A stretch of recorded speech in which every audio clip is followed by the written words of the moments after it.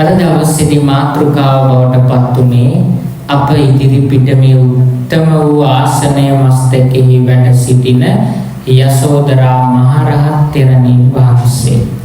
මේ යසෝදරා මහරහත් තෙරණින් වහන්සේ කියලා කියන්නේ උපාසකම්මලා හිතන්නේ කවුද? දැනගෙන තියන්නේ කවුරු වශයෙන්ද? හොඳයි. අපි බලමු කවුද මේ යසෝදරා මහරහත් තෙරණින් වහන්සේ කියන්නේ? මේ යසෝදරා මහරහත් තෙරණින් වහන්සේ තමයි මේ ලෝකේ ඉන්න උතුම්ම කාන්තාව, උතුම්ම තෙරණින් වහන්සේ. යසෝදරා මහරහත් තෙරණින් වහන්සේට වඩා උතුම් කිසිම තෙරණින් වහන්සේ නමක්වත් කාන්තාවක්වත් නැහැ.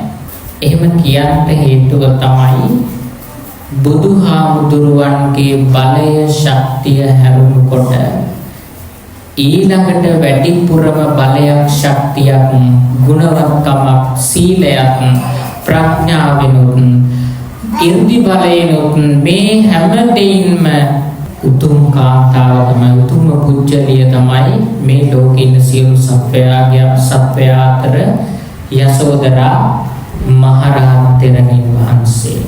මේ ලෝකේ ඉන්න උතුම්ම පින්වන්තම තෙරණින් වහන්සේ තමයි මහරහත් තෙරණින් වහන්සේ තමයි යසෝදරා තෙරණින් වහන්සේ.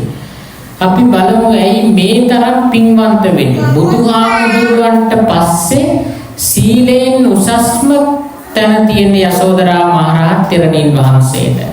ඒ වගේම ගුණයෙන් උසස්ම පුජ්‍යලිය තමයි යසෝදරා මහරහත් තෙරණිය. ඒ වගේම ලැබීන් අතරින් උසස්ම චරිතය තමයි යසෝදරා මහරහත් තෙරණිය. බුදුහාමුදුරුවන්ට පස්සේ බුදුහාමුදුරුවන්ට තියෙන ඒ සියලුම බලතල යසෝදරා මහරහත් තෙරණිය ගාව තිබුණා. බුදුහාමුදුරුවන්ට පසුව ඒ තරම් උතුම් කාන්තාවක් තමයි මේ සම්බුද්ධ ශාසනයේ ඉන්න මේ යසෝදරා මහරහත් තෙරණින් වහන්සේ කියලා කියන්නේ. ඒකට හේතුව තමයි පින්වතුනි මේ යසෝදරා මහරහත් තෙරණින් වහන්සේ සාරා සංකේය කල්ප ලක්ෂයක් තිස්සේම අපේ පින්වත් වූ තථාගත උත්තරීතර භාග්‍යවතුන් වහන්සේට සහායිකාව වෙලා ස්වාමි දියණිය වෙලා මේ සසරේ භාග්‍යවතුන් වහන්සේ බුදු වෙන්න පෙරම් පුරන පාරමිතාවන් පූර්ණය කරන කාලයේදී මුල ඉඳලා අවසානය දක්වාම සහයෝගය ලබා දුන්නේ යසෝදරා මහරහත් තෙරණින් වහන්සේ. යසෝදරා මහරහත් තෙරණියගේ උදව්වක් තිබුණේ නැත්නම් බුදු බවට පාරමී පුරන බෝසතුන්ට එය සම්පූර්ණ කරගන්න බැරි වෙනවා. මේ බුදු වෙන්න අපිට බුදුහාමුදුරු කෙනෙක් ලබා ගන්නට අපිට බුදුහාමුදුරු කෙනෙක් ලැබෙන්න අපේ බුදුහාමුදුරුවන්ට ශක්තියක් වෙච්ච උත්තමාවිය තමයි කවුද? යසෝදරා මහරහත් තෙරණින් වහන්සේ. යසෝදරා මහරහත් තෙරණිය නැතිනම් අපිට බුදුහාමුදුරු කෙනෙකු අද නැහැ. ඒ තරම් විශාල ශක්තියක් යසෝදරා මහරහත් තෙරණිය භාග්‍යවතුන් වහන්සේට දුන්නා. සාරා සංකේය කල්ප ලක්ෂයක් පුරාවටම පෙරුම්දම් පුරමින් එන හැම භවයකම උපදින හැම භවයකදීම මේ සාරා සංකේය අසංකේය හතරයි කල්ප ලක්ෂයයි පුරාවටම ඒ සියලු පාරමිතාවන් සම්පූර්ණය කරන්න බිරිඳ වශයෙන් ඉපදිලා උපකාර කරා. දැඩිසේ භාග්‍යවතුන් වහන්සේට උපකාර කරපු කෙනා තමයි අපේ යසෝදරා මහරහත් තෙරණිය. භාග්‍යවතුන් වහන්සේට දාන පාරමිතාව විතරක් පුරන්ට අධික ලෙස උපකාර කරා. ඉන්වත් උපාසකම්මල තන්න භවයක් තමයි වෙස්සන්තරාත්ම භාවය කියලා කියන්නේ. වෙස්සන්තර කියලා කියන්නේ විශ්ව අන්තර කියලා උගන්වනවා. ඒ කියන්නේ විශ්වයේ භාග්‍යවතුන් වහන්සේ පාරමිතාවන් පූර්ණය කරන්නට පහළ වෙච්ච අවසාන භවය තමයි වෙස්සන්තරාත්ම භාවය කියලා හඳුන්වන්නේ. ඊට පස්සේ මනුෂ්‍ය ලෝකේ උපදින්නේ භාග්‍යවතුන් වහන්සේ පාරමිතා සම්පූර්ණ කරන්න නෙවෙයි. මොකටද උපදින්නේ? බුද්ධත්වයටපත් වෙන්න. මේ වෙස්සන්තර ආත්ම භාවයේදී යසෝදරා දේවිය දාන පාරමිතාව පූර්ණේ කරන්නට බෝධිසත්වයන්ට උපකාර වෙනවා. තමන්ගේ කුසින් බිහි කරපු දරුවන් දෙදෙනව දන් දෙන්න හිත හදා ගන්නවා. අම්මලට තාත්තලට එහෙම බෑනේ නේද? හදවතින්ම දරුවන්ට ආදරය කරන අම්මා කෙනෙක්ට තාත්තා කෙනෙක්ට දරුවෙක් තව කෙනෙකුට දෙන්න පුළුවන්ද? හිත හදා ගන්න පුළුවන්ද? බෑ. අද අම්මලා තාත්තලා අද කාලේ දරුවෝ දාලා යනවා. ඒ අම්මලා වෙච්ච අය නෙවෙයිනේ නේද? අම්මා කෙනෙකුට බෑ එහෙම කරන්න. තාත්තා කෙනෙකුට බෑ එහෙම කරන්න. මොකද අම්මා කෙනෙක් දරුවෙක් බිහි කරන්න ගන්න කාලය කැපකිරීම වේදනාව මේ ලෝකෙ කිසිම කෙනෙකුට දරන්න බෑ. අම්මා කෙනෙක් දරුවෙකු මේ ලෝකෙ මාස 10ක් කුසේ තියාගෙන අම්මා මිරිස්රාට කෑම ටිකක් කන්නේ නැහැ. ඇයි ඒ? දරුවට දැවිල්ල හැදෙයි කියලා. අම්මා රස්නෙට උණු වතුර ටිකක් බොන්නේ නැහැ. දරුවා කුසේ ඉන්නකොට. ඒ මොකටද? දරුවව පිච්චෙයි කියලා. අම්මා හයියෙන් පාද තියලා ඇවිදින්නේ නැහැ. ඇයි ඒ? දරුවට රිදෙයි තුවාල වෙයි කියලා. මෙහෙම දරු ගැබ මාස 10ක් ආරක්ෂා කරන අම්මා දරුවව බිහි කරන වෙලාවේදී අසීමාන්තික වේදනාවක් විඳිනවා. හඳුන්වලා දෙනවා අපේ මේ අතේ තියෙන ඇඟිලි තුඩු ටික රේල් පීල්ලක් මත තබාගෙන ඉද්දී කෝච්චියේ තියෙන යකඩ රෝද වලින් ඇඟිලි තුඩු තලාගෙන යනවට වඩා දැනෙන වේදනාවක් දැනෙනවලු අම්මා කෙනෙක්ට දරුවෙක් බිහි කරනකොට දැනෙන ප්‍රසූත වේදනාව. ඉතින් ඒ වගේ අමාරුවෙන් දරුවෙකු බිහි කරපු දරුවෙකුගේ වටිනාකම දන්න අම්මා කෙනෙක්ට දරුවෙක් දන් දෙන්න හිත හදාගන්න බොහොම අමාරුයි. ඉතින් මේ යසෝදරා දේවිය තමන්ගේ ස්වාමී වූ බෝධිසත්වයන් වහන්සේ බුද්ධත්වයේ පතාගෙනමයි මේ දරුවෝ දන් දෙන්නේ. දාන පාරමිතාව සම්පූර්ණ කරා. එහෙම දාන පාරමිතාව සම්පූර්ණ කරන්න බුදු බව පතාගෙන දරුවෝ දන් දෙන්න යසෝදරා දේවියත් හිත හදා ගන්නවා. හදවත පැලෙන්න තරම් වේදනාවක් ඇති වුණත් ඒ වේදනාව තම ස්වාමියාගේ බලාපොරොත්තුව වෙනුවෙන් විඳදරාගත් උත්තරීතර කාන්තාවක් තමයි මේ යසෝදරා මහරහත් තෙරණින් වහන්සේ කියන්නේ. බෝධිසත්වයන්ට අසීමාන්තික ආදරේ. යසෝදරා දේවියගේ හිතේ බෝධිසත්වයන්ට තියෙන ආදරය ගෞරවය සීමාවක් කරන්නට බෑ. අසීමාන්තිකයි. ප්‍රමාණයක් කරන්නට බෑ. අප්‍රමාණයි. වචනයෙන් කියලා නිම කරන්නට බෑ. අවාච්‍යයි. ඒ වගේම සිතින් සිතලා නිම කරන්නටත් බෑ. අචින්ත්‍යයි. මේසා ආදරයක් ගෞරවයක් හිත තුළ දරාගෙන තමයි මේ සාරා සංකේය කල්ප ලක්ෂය පුරාවටම මේ දස පාරමිතා ධර්මයන් පූර්ණේ කරන්නට යසෝදරා දේවිය උදව් වුණේ, උපකාර වුණේ. ඒ තරම් උත්තමාවියන් වහන්සේ නමක් තමයි යසෝදරා මහරහත් තෙරණින් වහන්සේ. ඒ පාරමිතා ධර්මයන් පින්වතුනි මම එකයි කිව්වේ යසෝදරා මහරහත් තෙරණිය කියන්නේ භාග්‍යවතුන් වහන්සේට පස්සේ මේ ලෝකේ ඉන්න බලවත්ම තැනැත්තිය, පින්වන්තම තැනැත්තිය, ආශ්චර්යමත්ම තැනැත්තිය. බුදුහාමුදුරුවෝ සාපේක්ෂව බලයක් තරන කෙනෙක් මේ ලෝකේ ඉදියනම් ඒ යසෝදරා මහරහත් තෙරණින් වහන්සේ විතරමයි.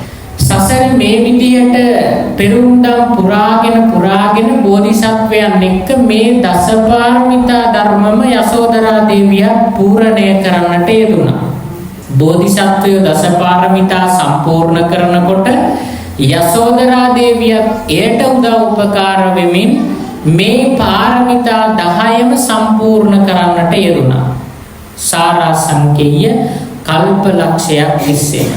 එහෙම පූර්ණය කරලා ඒ දෙදෙනාම වෙස්සන්තර ආත්මභාවයෙන් මිය පරලොව ගිහින් තව්තිසා දිව්‍ය ලෝකෙ එකටමයි උපදින්නේ.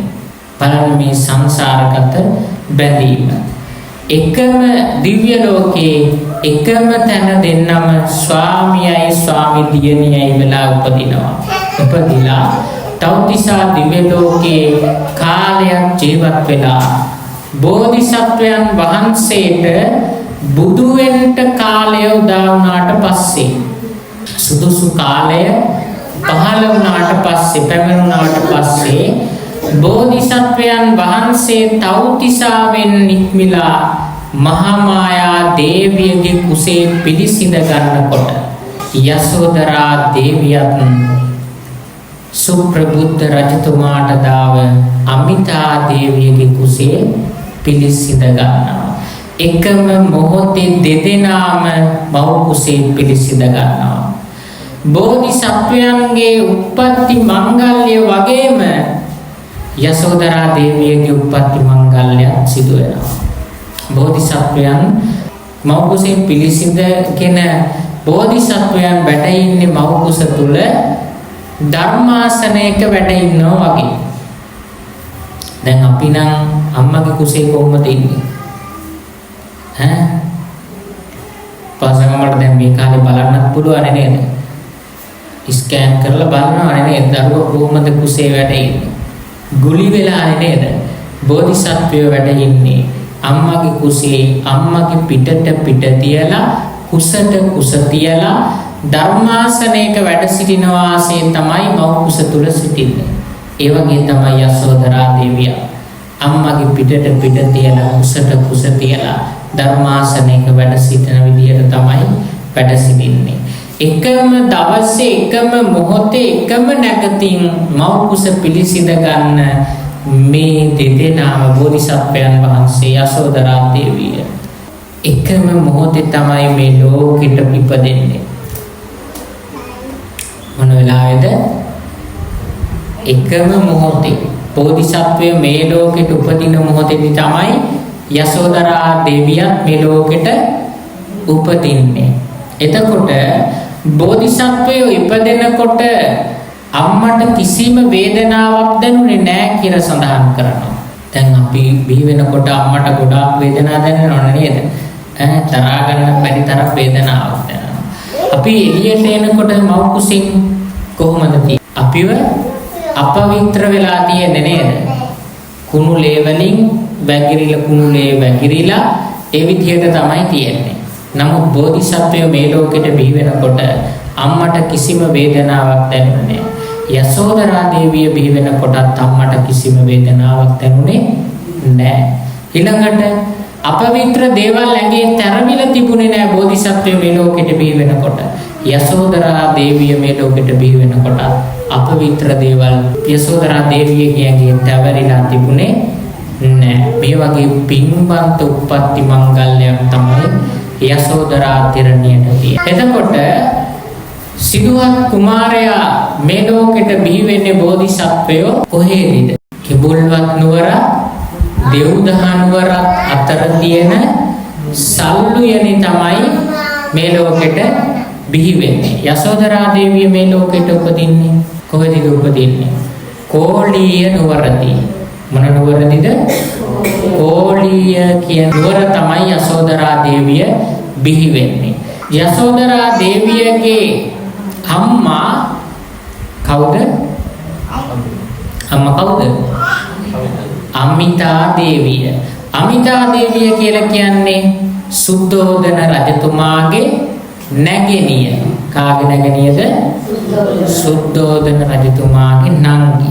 ඉතින් මේ බෝධිසත්වයෝ මහා මායා දේවියගේ කුසේ පිළිසිඳගත් දවසේම සුද්ධෝදන රජතුමාට ආරංචි වෙනවා තමන්ගේ නැගණියගේ කුසේත් දරුවෙක් පිළිසිඳගෙන. ඉතින් ඒ වගේම තමයි සුප්‍රබුද්ධ රජතුමා කියලා කියන්නේ යසෝදරා දේවියගේ තාත්තා. මේ යසෝදරා දේවියගේ තාත්තා මහාමායා දේවියගේ බෑනනුවන්. එතකොට යසෝදරා දේවියට සහෝදරයෙක් ඉන්දියා. ඒ තමයි දේවදත්ත කුමාරයා. දේවදත්ත හාමුදුරුවෝ ඊකාවේදී කුමාරයා.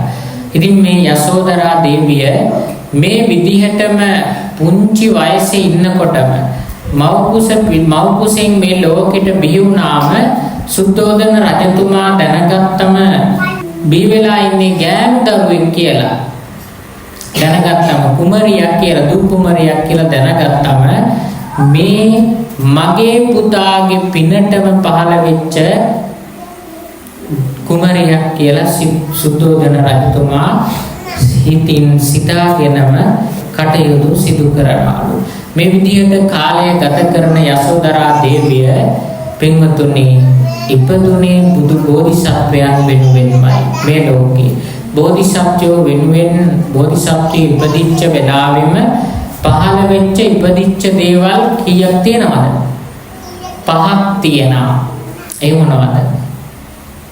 කාන්තක අශ්වයයි, චන්න ඇමතියයි, යසෝදරා දේවියයි, ඊළඟට ශ්‍රී මහා බෝධියයි, වජ්‍රාසනයයි. මේ පහම පහළ වෙන්නේ එකම දවසේ එකම වෙලාවේ එකම නැගතකින්.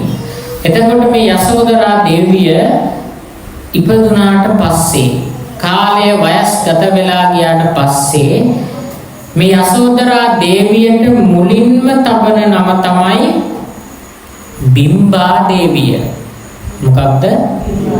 බිම්බා දේවිය. යසෝදරා දේවිය හැදී වැඩිලා ටික කාලයක් ගත වෙනකොට යසෝදරා දේවිය පංච කල්යාණින් යුක්ත කාන්තාවක්.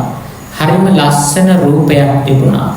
මේ යසෝදරා දේවියගේ රූපය දෙවෙනි වෙන්නේ භාග්‍යවතුන් වහන්සේගේ රූපයට විතරමයි. බුදුහාමුදුරුවන්ගේ රූපය හැරුණුකොට මේ ලෝකේ පහළ වෙච්ච ලස්සනම රූපයේ රූප සම්පත්තිය තියෙන කාන්තාව තමයි යසෝදරා තෙරණින් වහන්සේ කියලා කියන්නේ.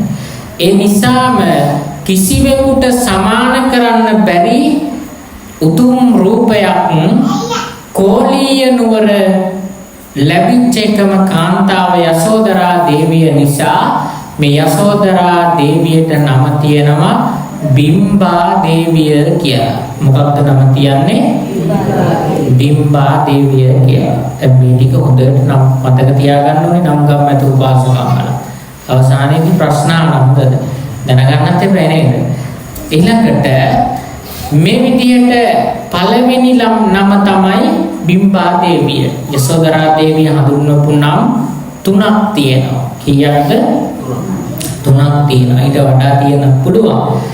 ඊළඟට දන්න ධර්මෙන් 3ක් තියෙනවා. ඊළඟ නම තමයි දෙවෙනි නම තමයි යසෝදරා කියලා කියන්නේ. කීවෙනි නමද යසෝදරා කියන්නේ? දෙවෙනි නම. දෙවෙනි නම මොකක්ද? පළවෙනි නම බිම්බා දේවිය. ඇයි බිම්බා දේවිය කියලා කියන්නේ?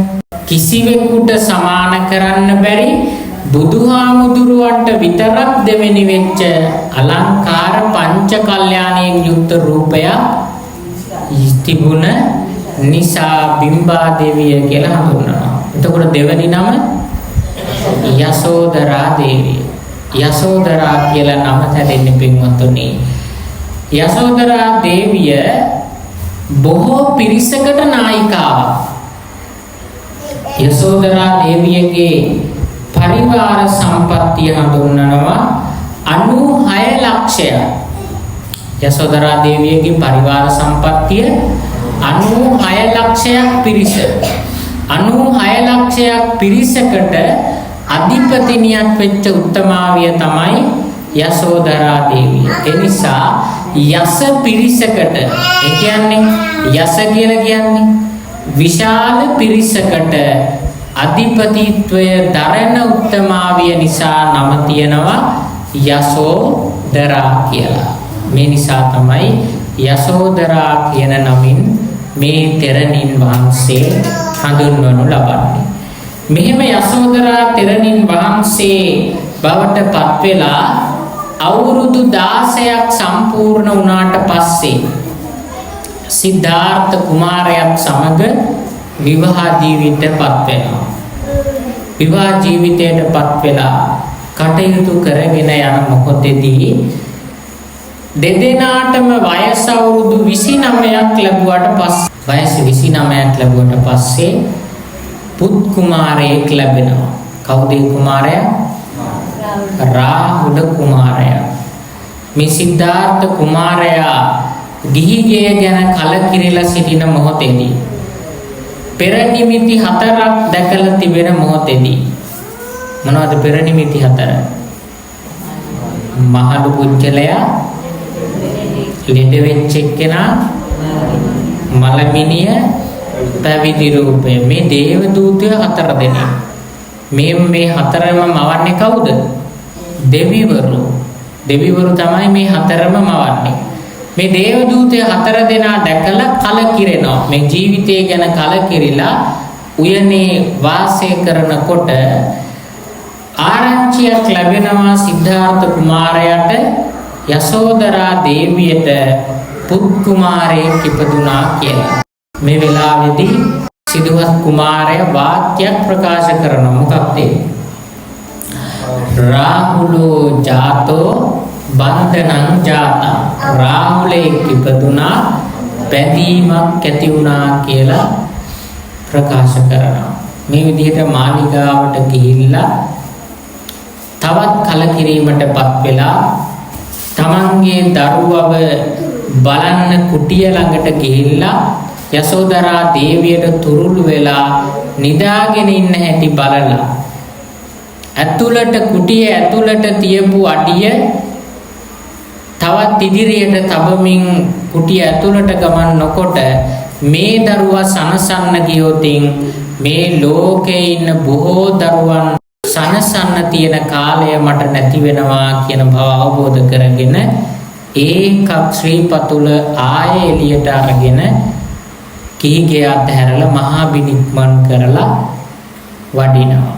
කිසිම කෙනෙකුට නොදන්වා හොර රහසේම අශ්ව යාත්‍රාවකින් කාන්තක අශ්වයාගේ පිටමතින් මේ කිහිගේ අතහැරලා වඩිනවා. යසෝදරා දේවියවයි මේ පුත් කුමාරයවයි දාලා යසෝදරා දේවිය බෝධිසත්වයන්ගේ වෙන්වීම ගැන අහලා ඊටාම දුකින් බොහෝසෙයින් දුකටපත් වෙලා කනස්සල්ලෙන් කටයුතු කරනවා. පින්වතුනි, මේ කොච්චර හිත දුකටපත් වුණත් යසෝදරා දේවිය ඒ හිතේ දුක තද කරගෙනම ඉන්න උහුලගෙන පිට කරන්නෙම නැහැ. බොහොම අමාරුවෙන් තද කරගෙන ඉන්නවා ඒ සියලු දුක. දැන් අපේ මේ කාලේ ජීවත් වෙන අයට එහෙම දෙයක් වුණොත් ඉන්නේම මොකද කරන්නේ? මේ කාලේ ජීවත් වෙන විවාහ වෙච්ච දෙන්නෙකුට අවුරුදු 29යි කියන වැඩි වයසකුත් නැහැ නේද? එහෙම දෙයක් වුණොත් මොකද කරන්නේ? මුලින්ම හිතින් පව කරගන්නවා. මොකද්ද හිතින් හිතන්නේ? යන තැන කිසිම දෙයක් හරියන්න එපා. වෛර කරනවා, තරහ ඇති කරගන්නවා, වෛරය ප්‍රගුණ කරනවා. ඊළඟට ඒ දුක දරා ගන්න බැරුව දේවල් වචන කටින් පිට කරනවා. හිතිනුත් පව කරගන්නවා, වචනේනුත් පව කරගන්නවා, ක්‍රියාවෙනුත් පව කරගන්නවා, වචනේනුත් බනිනවා. ඒ වගේම එයාගේ තියෙන සියලුම දේවල් පුච්චලා දානවා නේද? ඊට පස්සේ ඒක ලෝකයාට ප්‍රශ්නයක් කරනවා. කියන්නේ එහෙම දේවල් කරන්නේ නැතුව සාමදානව විසඳ ගන්න ඕනේ. බලන්න යශෝදරා චරිතය තුළින් පින්වතුනි, විවාහ වෙච්ච අයට, විවාහ වෙන්න ඉන්න අයට උතුම් අවවාද ටිකක් දෙන උත්තමාවියක් තමයි යශෝදරා මහරහත් තෙරණින් වහන්සේ කියලා කියන්නේ. සිදුහත් කුමාරයා මේ විදියට දාලා වැඩියට පස්සේ යශෝදරා දේවිය මොකක්ද අහන්නේ? සිදුහත් කුමාරයාගේ හිතින් හිතන්නේ මොකක්ද? යසෝදරා දේවිය අහනවා උපාසකම්මලා යසෝදරා වත කියවලා තියනවද? යසෝදරා වතේ බලන්න ලස්සන කවි තියෙනවා. මේ යසෝදරා දේවිය ඔය සිදුවත් කුමාරයා අතහැරලා ගියාම යසෝදරා දේවියගේ දුක ප්‍රකාශ කරපු විදිය, සිදුවත් කුමාරයාගෙන් අහපු විදිය අහනවා යසෝදරා දේවිය. රුවැති පුතුන් වැදුවා මම වැරදීද? රුව ගුණ තේජසක් මගේ අඩු උනාවද? ගරුසරු නැති කමක් මාතින් යෙදුනාද? මරු බිඳ බුදු වෙන්න සිහිනෙන් පෙරුණාද? මම ලස්සන රූප සම්පත්තියෙන් යුක්ත දරුවෙකු බිහි කරපු එකද වැරද්ද ස්වාමීනි? එහෙම නැත්නම් රුව ගුණ තේජසක් මගේ අඩු වුණාද? මගේ රූපයේ අඩුපාඩුවක් සිදු වුණාද? මගේ ගුණවත්කමේ අඩුපාඩුවක් සිදු වුණාද? එහෙමත් නැත්නම් ගරුසරු නැති කමක් මාතින් යෙදුනාද? මගේ අතින් අගෞරවයක් සිදු වුණාද මාව අතහැරලා දාලා යන්න? එහෙමත් නැත්නම් මරු බිඳ බුදු වෙන්න සිහිනෙන් පෙරුණාද? මාරයව පරාජය කරලා බුද්ධත්වයටපත් වෙන්න සිහිනෙන් පෙනුනද මගේ ස්වාමීනි කියලා අඬ හිතෙන් සෝතැවුලෙන් යසෝදරා දේවිය කවුරුවත් ඉදිරියේ දුක ප්‍රකාශ නොකොට තමන්ගේ කුටියට වෙලා දොරාගුළු ලාගෙන ඒ විදිහට හිතින් හිතනවා. මෙහෙම හිතෙන් හිතන යසෝදරා දේවිය පින්වතුනේ මොන තරම්නම් උත්තමාවියක්ද කියනවා නම් සිතින්වත් වෛර බැඳේ නැහැ. හිතින්වත් තරහවෙන් කටයුතු කරේ නැහැ. වචනයෙන් තරහවෙන් කටයුතු කරේ නැහැ. ක්‍රියාවෙන් ඒවා සිදු කළේ නැහැ. ඒ දුක දරාගෙන කියනවා මේ රජ මාලිගාවේ ජීවත් වෙලා ඉන්නකොට මගේ ස්වාමි දරුවාණන් වහන්සේ සුව පහසුවෙන් ජීවත් වුණා. යසෝදරා දේවිය ප්‍රකාශ කරනවා තව කවියක් මේ ලැබෙන පහසුකම් ගැන සිදුවත් කුමාරයාට. කැලේ තිබෙන කොයි දේවත් රස වේවා, මලේ බබරු මෙන් පිරිවර වැඩි වේවා, අවුවේ තියෙන රැස්මාලා අඩු වේවා, ගව්වෙන් ගව්ව දිව මාලිග සෑදේවා. දැන් අපේ උපාසකම්මල ප්‍රාර්ථනා කරන්නේ මොනවද? දැන් බලන්න යසෝදරා දේවියගේ ලස්සන ප්‍රාර්ථනාව. අපේ ඉත එහෙම දෙයක් වුණොත් එහෙම පිරිමි පක්ෂයත් එහෙමයි, කාන්තා පක්ෂයත් එහෙමයි, දෙපක්ෂයම එහෙමයි. අතපය කැඩේවා, යන තැනක හොඳක් සිදු නොවේවා, හැම තැනම සාප වේවා. මේ විදිහට තමයි ප්‍රාර්ථනා කරන්නේ. බලන්න යසෝදරා දේවියගේ චරිතය තුළින් විවාහ ජීවිතය ගත කරන අයට, විවාහ වෙන්න ඉන්න අයට ඕනම කෙනෙක්ට ආදර්ශ ගන්න පුළුවන් ආදර්ශමත් උත්තමාවියක් තමයි යසෝදරා මහරහතෙරණින් වහන්සේ. යසෝදරා මහරහතෙරණින් වහන්සේ දාලා කියපු දුක උලගෙන කියනවා මගේ ස්වාමි දරුවාණන්ට කැලේ තිබෙන කොයි දේවත් රස වේවා, කැලේ තියෙන හැම ආහාරයක්ම දිව්‍ය භෝජන වගේ රස වෙන්න, දිව්‍ය භෝජන වගේ ආහාර අනුභව කරපු මගේ ස්වාමි දරුවාණන්ට ඊළඟට මලේ බඹරුවෙන් පිරිවර වැඩි වේවා. සිදුවත් කුමාරයාට පරිවාර සේනාව බොහෝසෙන් හිටියා මාලිගාවේ ජීවත් වෙනකොට. දැන් එහෙම කිසිම කෙනෙක් ළඟ නැහැ. හරියට මලට පැණි බොන්න එන බඹරු රෑනක් වගේ ටිකෙන් ටික මගේ ස්වාමි දරුවාණන්ට පිරිවර සේනාව වැඩි වෙන්න. බලන්න යසෝදරා තෙරණියගේ ප්‍රාර්ථනාව. ඊළඟට අවුවේ තියෙන රැස්මාලා අඩු වේවා. මාලිගාවේ ඉන්නකොට මුතු කුඩ ඉහළගෙන මුතු කුඩ යටින් වඩම්මගෙන යන පිරිස හිටියා. දැන් එහෙම කිසිම දෙයක් නැහැ. ඒ නිසා අවුවේ තියෙන රශ්මි මාලාවන් අඩු වෙන්න. ඊළඟට ගව්වෙන් ගව්ව දිව මාලිග සෑදේවා. පා ගමනේ වඩිනකොට සිරිපතුල් දෙක රිදෙනවා මගේ ස්වාමී දරුවාණන්ගේ. එනිසා ගව්වෙන් ගව්ව දිව්‍යමය මාලිගාවන් සෑදෙන්න. මේ වගේ මෛත්‍රිය මුල් කරගත් සිතින්ම අනුකම්පා සහගත සිතින්ම මහත් වූ කරුණාවෙන්ම ආදරයෙන්ම ගෞරවයෙන්ම මේ යසෝදරා තෙරණින් වහන්සේ දුක දරාගෙන සිදුවත් කුමාරයාට යසෝදරා දේවිය මෛත්‍රිය වැඩුවා. කොයි තරම් ආදරයක් ගෞරවයක් තියෙනවද කියලා කිව්වොතින් පින්වතුනි සිදුවත් කුමාරයා රාජකීය ආභරණ සලුපිලි ඉවත් කරලා කහවත පොරවගත්තාසේම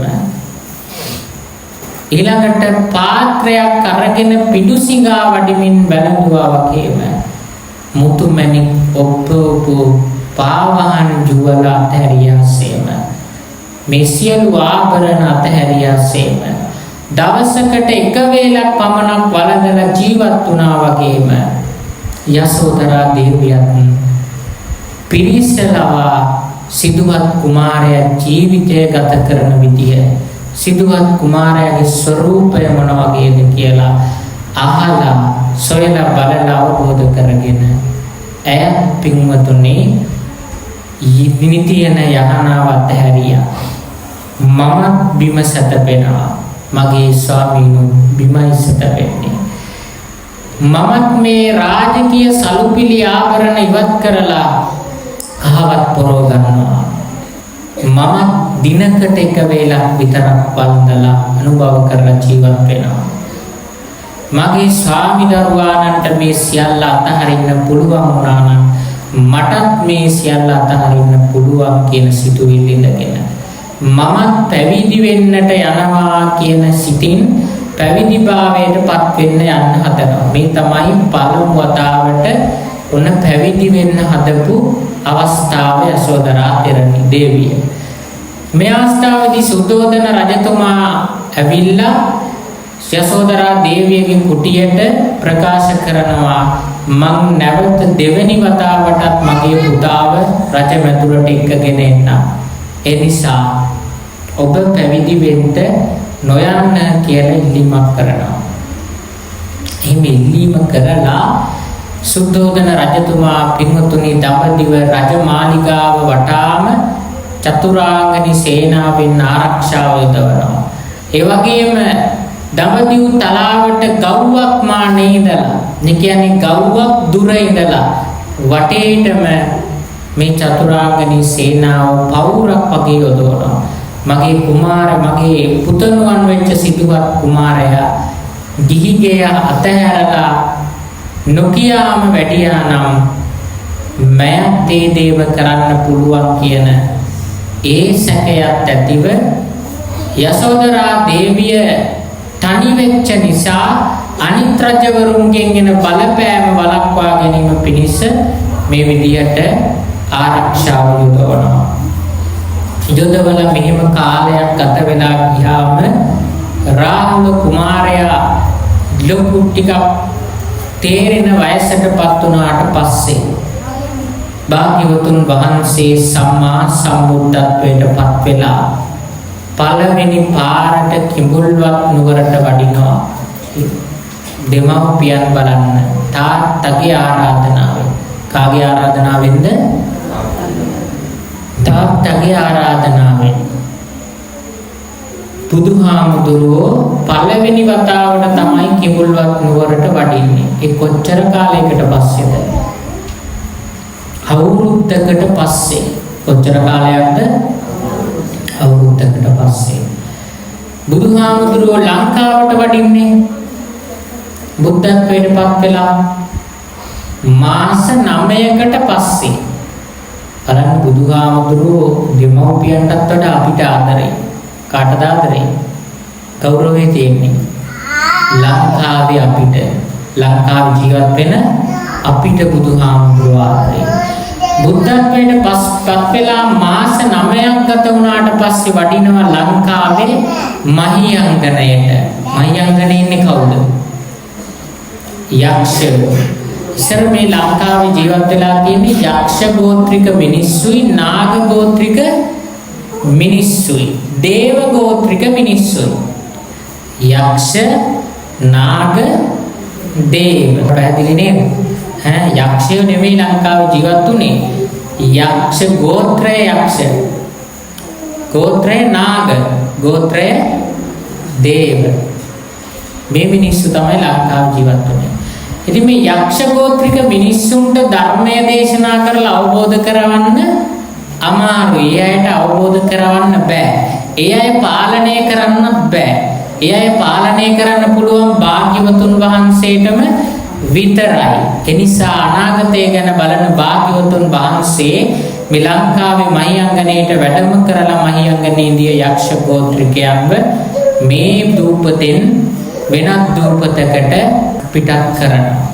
ඉතින් බුදුහාමුදුරුවෝ ලංකාවට වැඩියට පස්සේ මේ යක්ෂය බුදුහාමුදුරුවන්ට පොළොවේ ස්පර්ශ කරන්න දුන්නේ නෑලු. අහසේ පත්කඩේ ලාගෙන පළක් බැඳගෙන තමයි භාග්‍යවතුන් වහන්සේ වැඩ සිටින්නේ.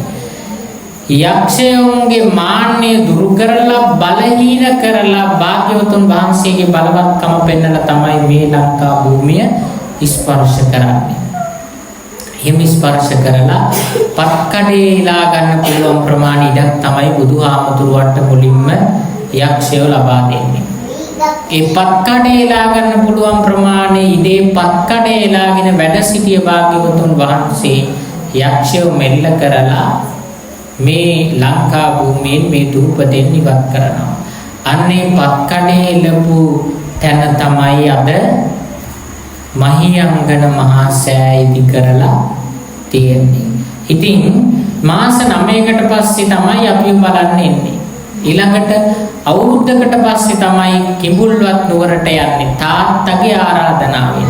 තාත්තා වඩින්න කියලා ආරාධනා කීයක් යවනවද? ආරාධනා 10ක් යවනවා. කීයක්ද? එක ඇමතියයි 1000ක පිරිසයි. හැබැයි බුදුහාමුදුරුවෝ හමුවට ගියාම ඒ අයට ආපු කාරණාව අමතක වෙනවා. මතක තියෙන එකම පුජ්‍යලයා තමයි කාළුදායි ඇමතිය. කාළුදායි ඇමතිය පැවිදි වෙන්න අවසරය අරගෙන ගිහින් පැවිදිභාවයටපත් වෙලා භාග්‍යවතුන් වහන්සේට තමන්ගේ තාත්තගේ ආරාධනාව දේශනා කරලා පින්වතානන් වහන්සේත් වඩම්මගෙන කිඹුල්වත් නුවරට පැමිණෙනවා. කිඹුල්වත් නුවරට භාග්‍යවතුන් වහන්සේ වැඩියට පස්සේ ඥාතීන්ගේ මාන්නය දුරු කරලා යන්නේ යසෝදරා දේවිය හමු වෙන්න.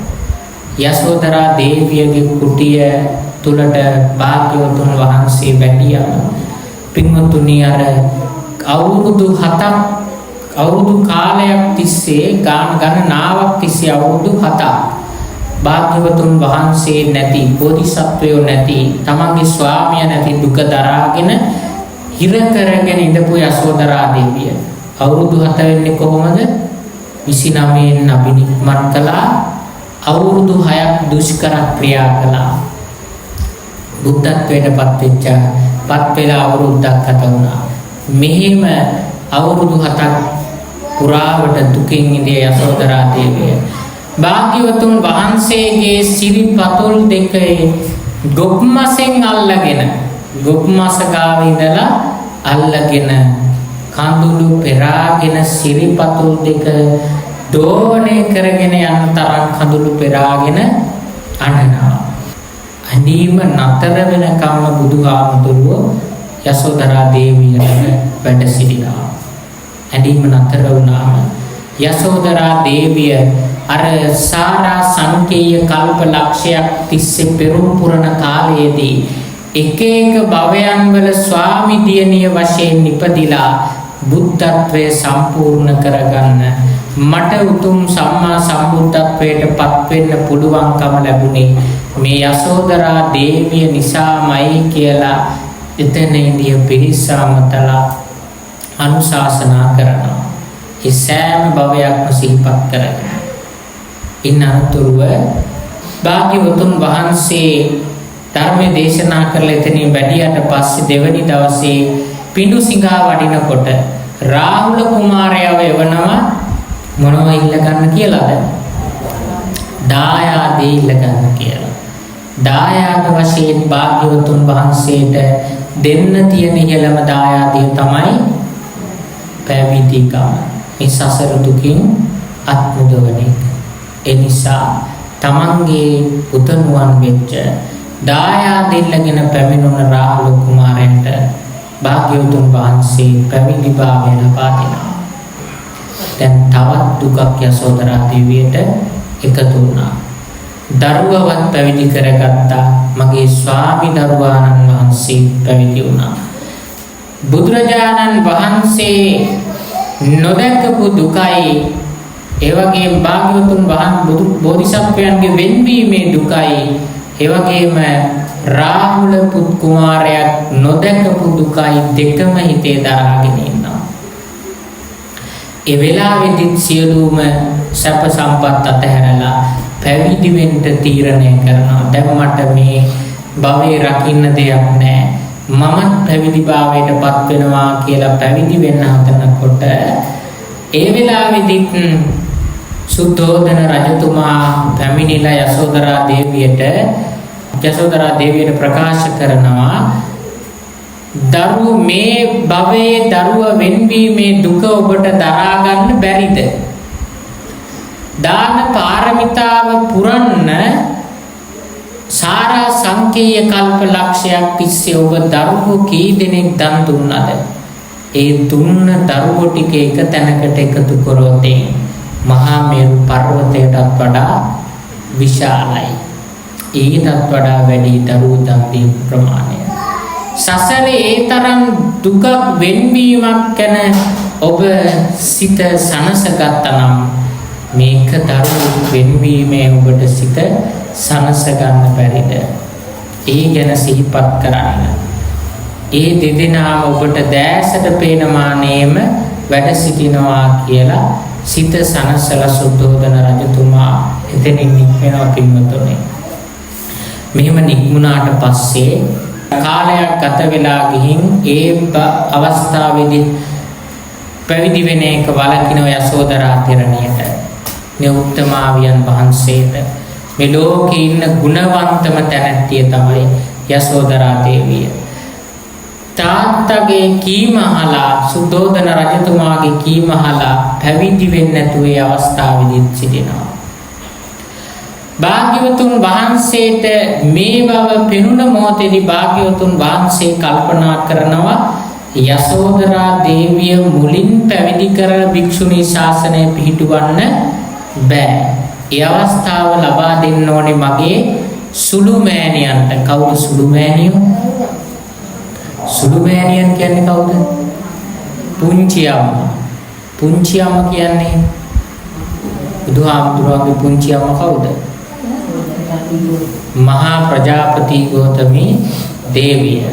අනේ අවස්ථාවේදී දෙවෙනි අවස්ථාවේදී සුද්ධෝදන රජතුමාගේ කීම අහලා පැවිදි වෙන එක නතර වෙනවා. කාලයක් ගත වෙලා ගියාම සුද්ධෝදන රජතුමා මිය යනවා. ඊට පස්සේ රාහුල කුමාරයාත් පැවිදි වෙලා මහා ප්‍රජාපති ගෞතමී දේවියට හිටිය තව පුත් කුමාරයෙක් නන්ද කුමාරයා කියලා නන්ද කුමාරයාත් පැවිදි වෙලා. යසෝදරා දේවිය කල්පනා කරනවා දැන් මේ වෙනකොට භික්ෂුණී ශාසනයත් ආරම්භ වෙලා මහා ප්‍රජාපති ගෞතමී දේවියත් පැවිදි වෙලා මහා ප්‍රජාපති ගෞතමී මහරහත් තෙරණිය බවට පත් වෙලා. ඊළඟට කල්පනා කරනවා දැන් මම විතරයි මේ රජ මැතුරේ ඉන්නේ. මට මගේ ස්වාමි දරුවාණන් පැවිදි වුණාසේම ස්වාමි දරුවාණන්ගේ සමීපේ පැවිදි වෙන්න ඕන. මේ රාජ සැප සම්පත්, මේ සියලු සැප සම්පත් වලින් මට කිසිම ප්‍රයෝජනයක් නැහැ. දැන් අපි බලන්න උපාසකම්, අපි යන්නේ සැප පස්සෙම නේද? සැප පස්සෙම නේද? උපාසකම්මලා වැඩිපුරම මොකක් කරන්නද උත්සාහ කරන්නේ? වැඩිපුරම මොන පැත්ත දියුණු කරගන්නද උත්සාහ කරන්නේ? ලෞකික ජීවිතය නේද? ලෝකෝත්තර ජීවිතයක් ගැන හිතනවා නැහැ නේද? පින පැත්ත අපෙන් දියුණු වෙනවා අඩුයි නේද?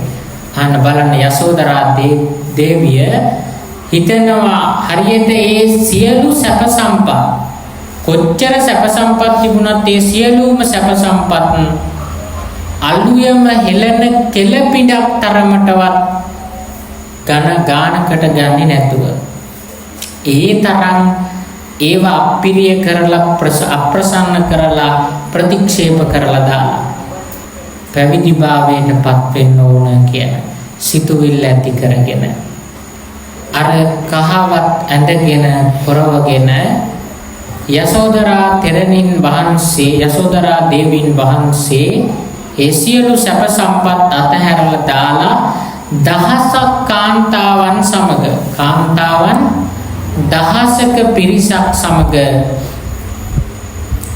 පැවිදි භාවය ලබන්ට භාග්‍යවතුන් වහන්සේ වැඩ සිටින තැනට ගමන් කරනවා. මෙහෙම ගමන් කරන්න මාලිගාවෙන් පිට වෙනකොටම මේ දඹදිව් තලාවේ ඉඳිය නොයෙක් පිරිස් රන් රිදී මුතු මැණික් වලින් සරසපු ගැල් ගෙනල්ලා ගැල කියන්නේ කරත්ත අරගෙන ඇවිල්ලා වාහන යාත්‍රා අරගෙන ඇවිල්ලා යසෝදරා දේවියට කියනවා දේවීන් වහන්සේ මේ කරත්තෙන් වඩිමු මේ වාහනේ මේ යාත්‍රාවෙන් වඩිමු මේ යාත්‍රාවෙන් වඩිමු. ඊට පස්සේ යසෝදරා දේවියට කියනවා මේ දඹදිව් තලාවේ ඉන්න පිරිස කියනවා බෝධිසත්වයන් වහන්සේ ගිහිගේ අතහැරලා යනකොට වැඩියේ අශ්ව යාත්‍රාවකින් හොර රහසේම වැඩියේ ඔබත් මේ වගේ යාත්‍රාවකින් වඩින්න. යසෝදරා දේවිය අර පිරිස අමතලා දහසක පිරිස අමතලා ප්‍රකාශ කරනවා අපි යන්නේ පැවිදි වෙන්න.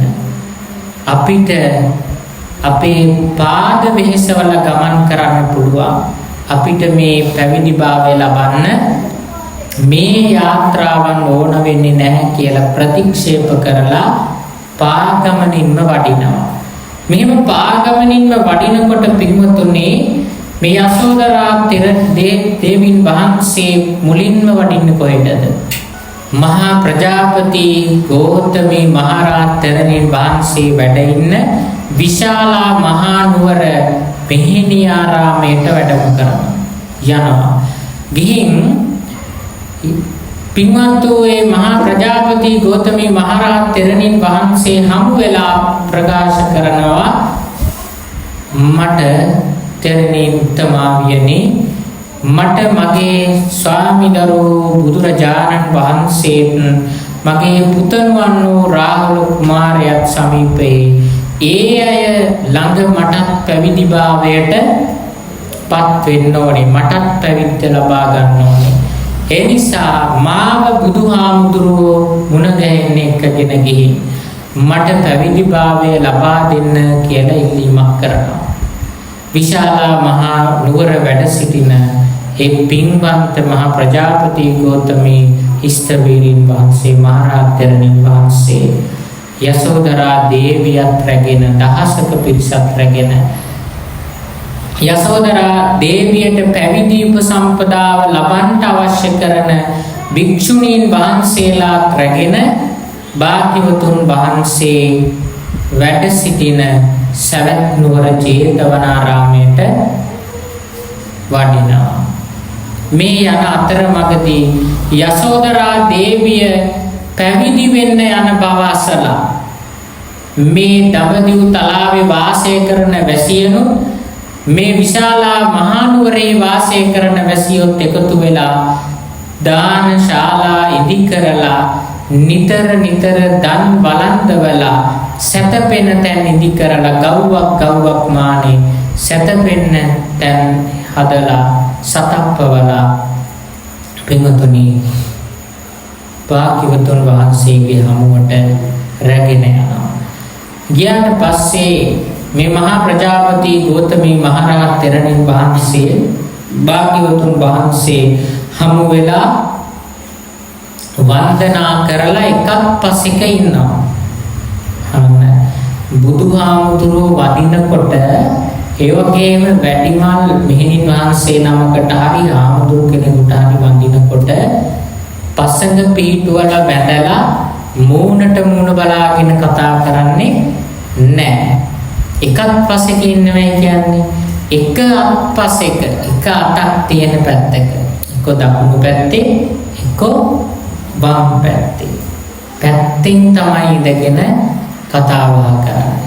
මේ විදිහට මහා ප්‍රජාපති ගෞතමී මහරහත් තෙරණින් වහන්සේත් එකත් පසක වැඩ ඉඳලා භාග්‍යවතුන් වහන්සේට ප්‍රකාශ කරනවා ස්වාමීනි යසෝදරා දේවිය පැමිණ සිටිනවා පැවිදි වෙන්න ආසාවෙන් භාග්‍යවතුන් වහන්සේ ළඟ.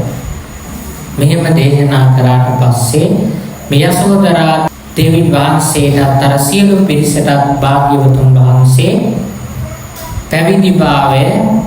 පැවිදි උපසම්පදාව ලබා දෙනවා. උබතෝ සංඝයා ඉදිරියේ. උබතෝ සංඝයා කියලා කියන්නේ භික්ෂූන් වහන්සේලා භික්ෂුණීන් වහන්සේලා ඉදිරියේ උපසම්පදාව සහ පැවිදි භාවය ලබා දෙනවා. ඊට පස්සේ යසෝදරා දේවියේ තෙරණින් වහන්සේට කරුණු පහදලා භාග්‍යවතුන් වහන්සේ කමඨහන් ලබා දෙනවා. භාග්‍යවතුන් වහන්සේ වැඩ සිටින සවැත් නුවර සමීපයේම යසෝදරා තෙරණිය සරණ ගියපු යසෝදරා තෙරණියට ගෞරව කරන ඒ සවැත් නුවර වැසියෝ වෙනම මෙහිණි ආරාමයක් කුටියක් ඉදි කරලා දෙනවා. ඒ කුටියේ වැඩ සිටීමෙන් මාස 2ක් ඇතුළත දෙපොයක් ගත වෙන්න කලින් පොය 2ක් ගත වෙන්න කලින් යසෝදරා තෙරණින් වහන්සේ මහරහත් භාවයට පත් වෙනවා. මේ යසෝදරා තෙරණින් වහන්සේ මහරහත් භාවයට පත් වෙලා සවැත් නුවර බුදුහාමුදුරුවෝ වැඩ ඉන්න ආසන්නයේම මෙහිණි ආරාමයක වැඩ සිටිනකොට භාග්‍යවතුන් වහන්සේට ලැබෙන තරම්ම දේවල් යසෝදරා දේවියටත් යසෝදරා මහරහත් තෙරණියටත් ලැබෙනවා. ඒකට හේතුව තමයි දෙදෙනාම එකටයි දාන පාරමිතාව සම්පූර්ණ කළේ. එනිසා ඒ තරම් ඒ සහ සාපේක්ෂ බොහෝ දේ යසෝදරා තෙරණියට ලැබෙනවා. යසෝදරා දේවිය වඩින්නේ කොතැනද? ඒ හැම තැනම පරිවාර සම්පත්තියක් ඇතිව බොහෝ දේවල් ලැබෙනවා. ඒ ලැබීම් දරා ගන්න බැරිව භාග්‍යවතුන් වහන්සේ හමුවට ගිහින් යසෝදරා දේවිය වන්දනා කරලා බුදුහාමුදුරුවෝ සියසින් දැකලා සතුටු වෙලා වැඳලා එකත් පසක ඉඳගෙන ප්‍රකාශ කරනවා ස්වාමීනි මේ සවැත් නුවර ඉන්න බොහෝ දෙනා මට පුදන සත්කාර වැඩි. ඒ නිසා මම මේ සවැත් නුවරෙන් වෙනත් නුවරකට වඩිනවා. මට එසේ වඩින්න අවසරයි ස්වාමීනි කියලා අවසර අරගෙන තමයි යසෝදරා දේවිය යසෝදරා මහරහත් තෙරණිය ඒ සවැත් නුවර ජේතවනාරාමයේ අසල තියෙන ආරාමේ නික්මිලා යන්නේ. මෙහෙම වඩිනකොට මේ දෙවනි වතාවට වඩින්නේ ආය විශාලා මහනුවර මහා ප්‍රජාපති ගෞතමී තෙරණින් වහන්සේ වැඩ ඉන්න මෙහිණි ආරාමයට.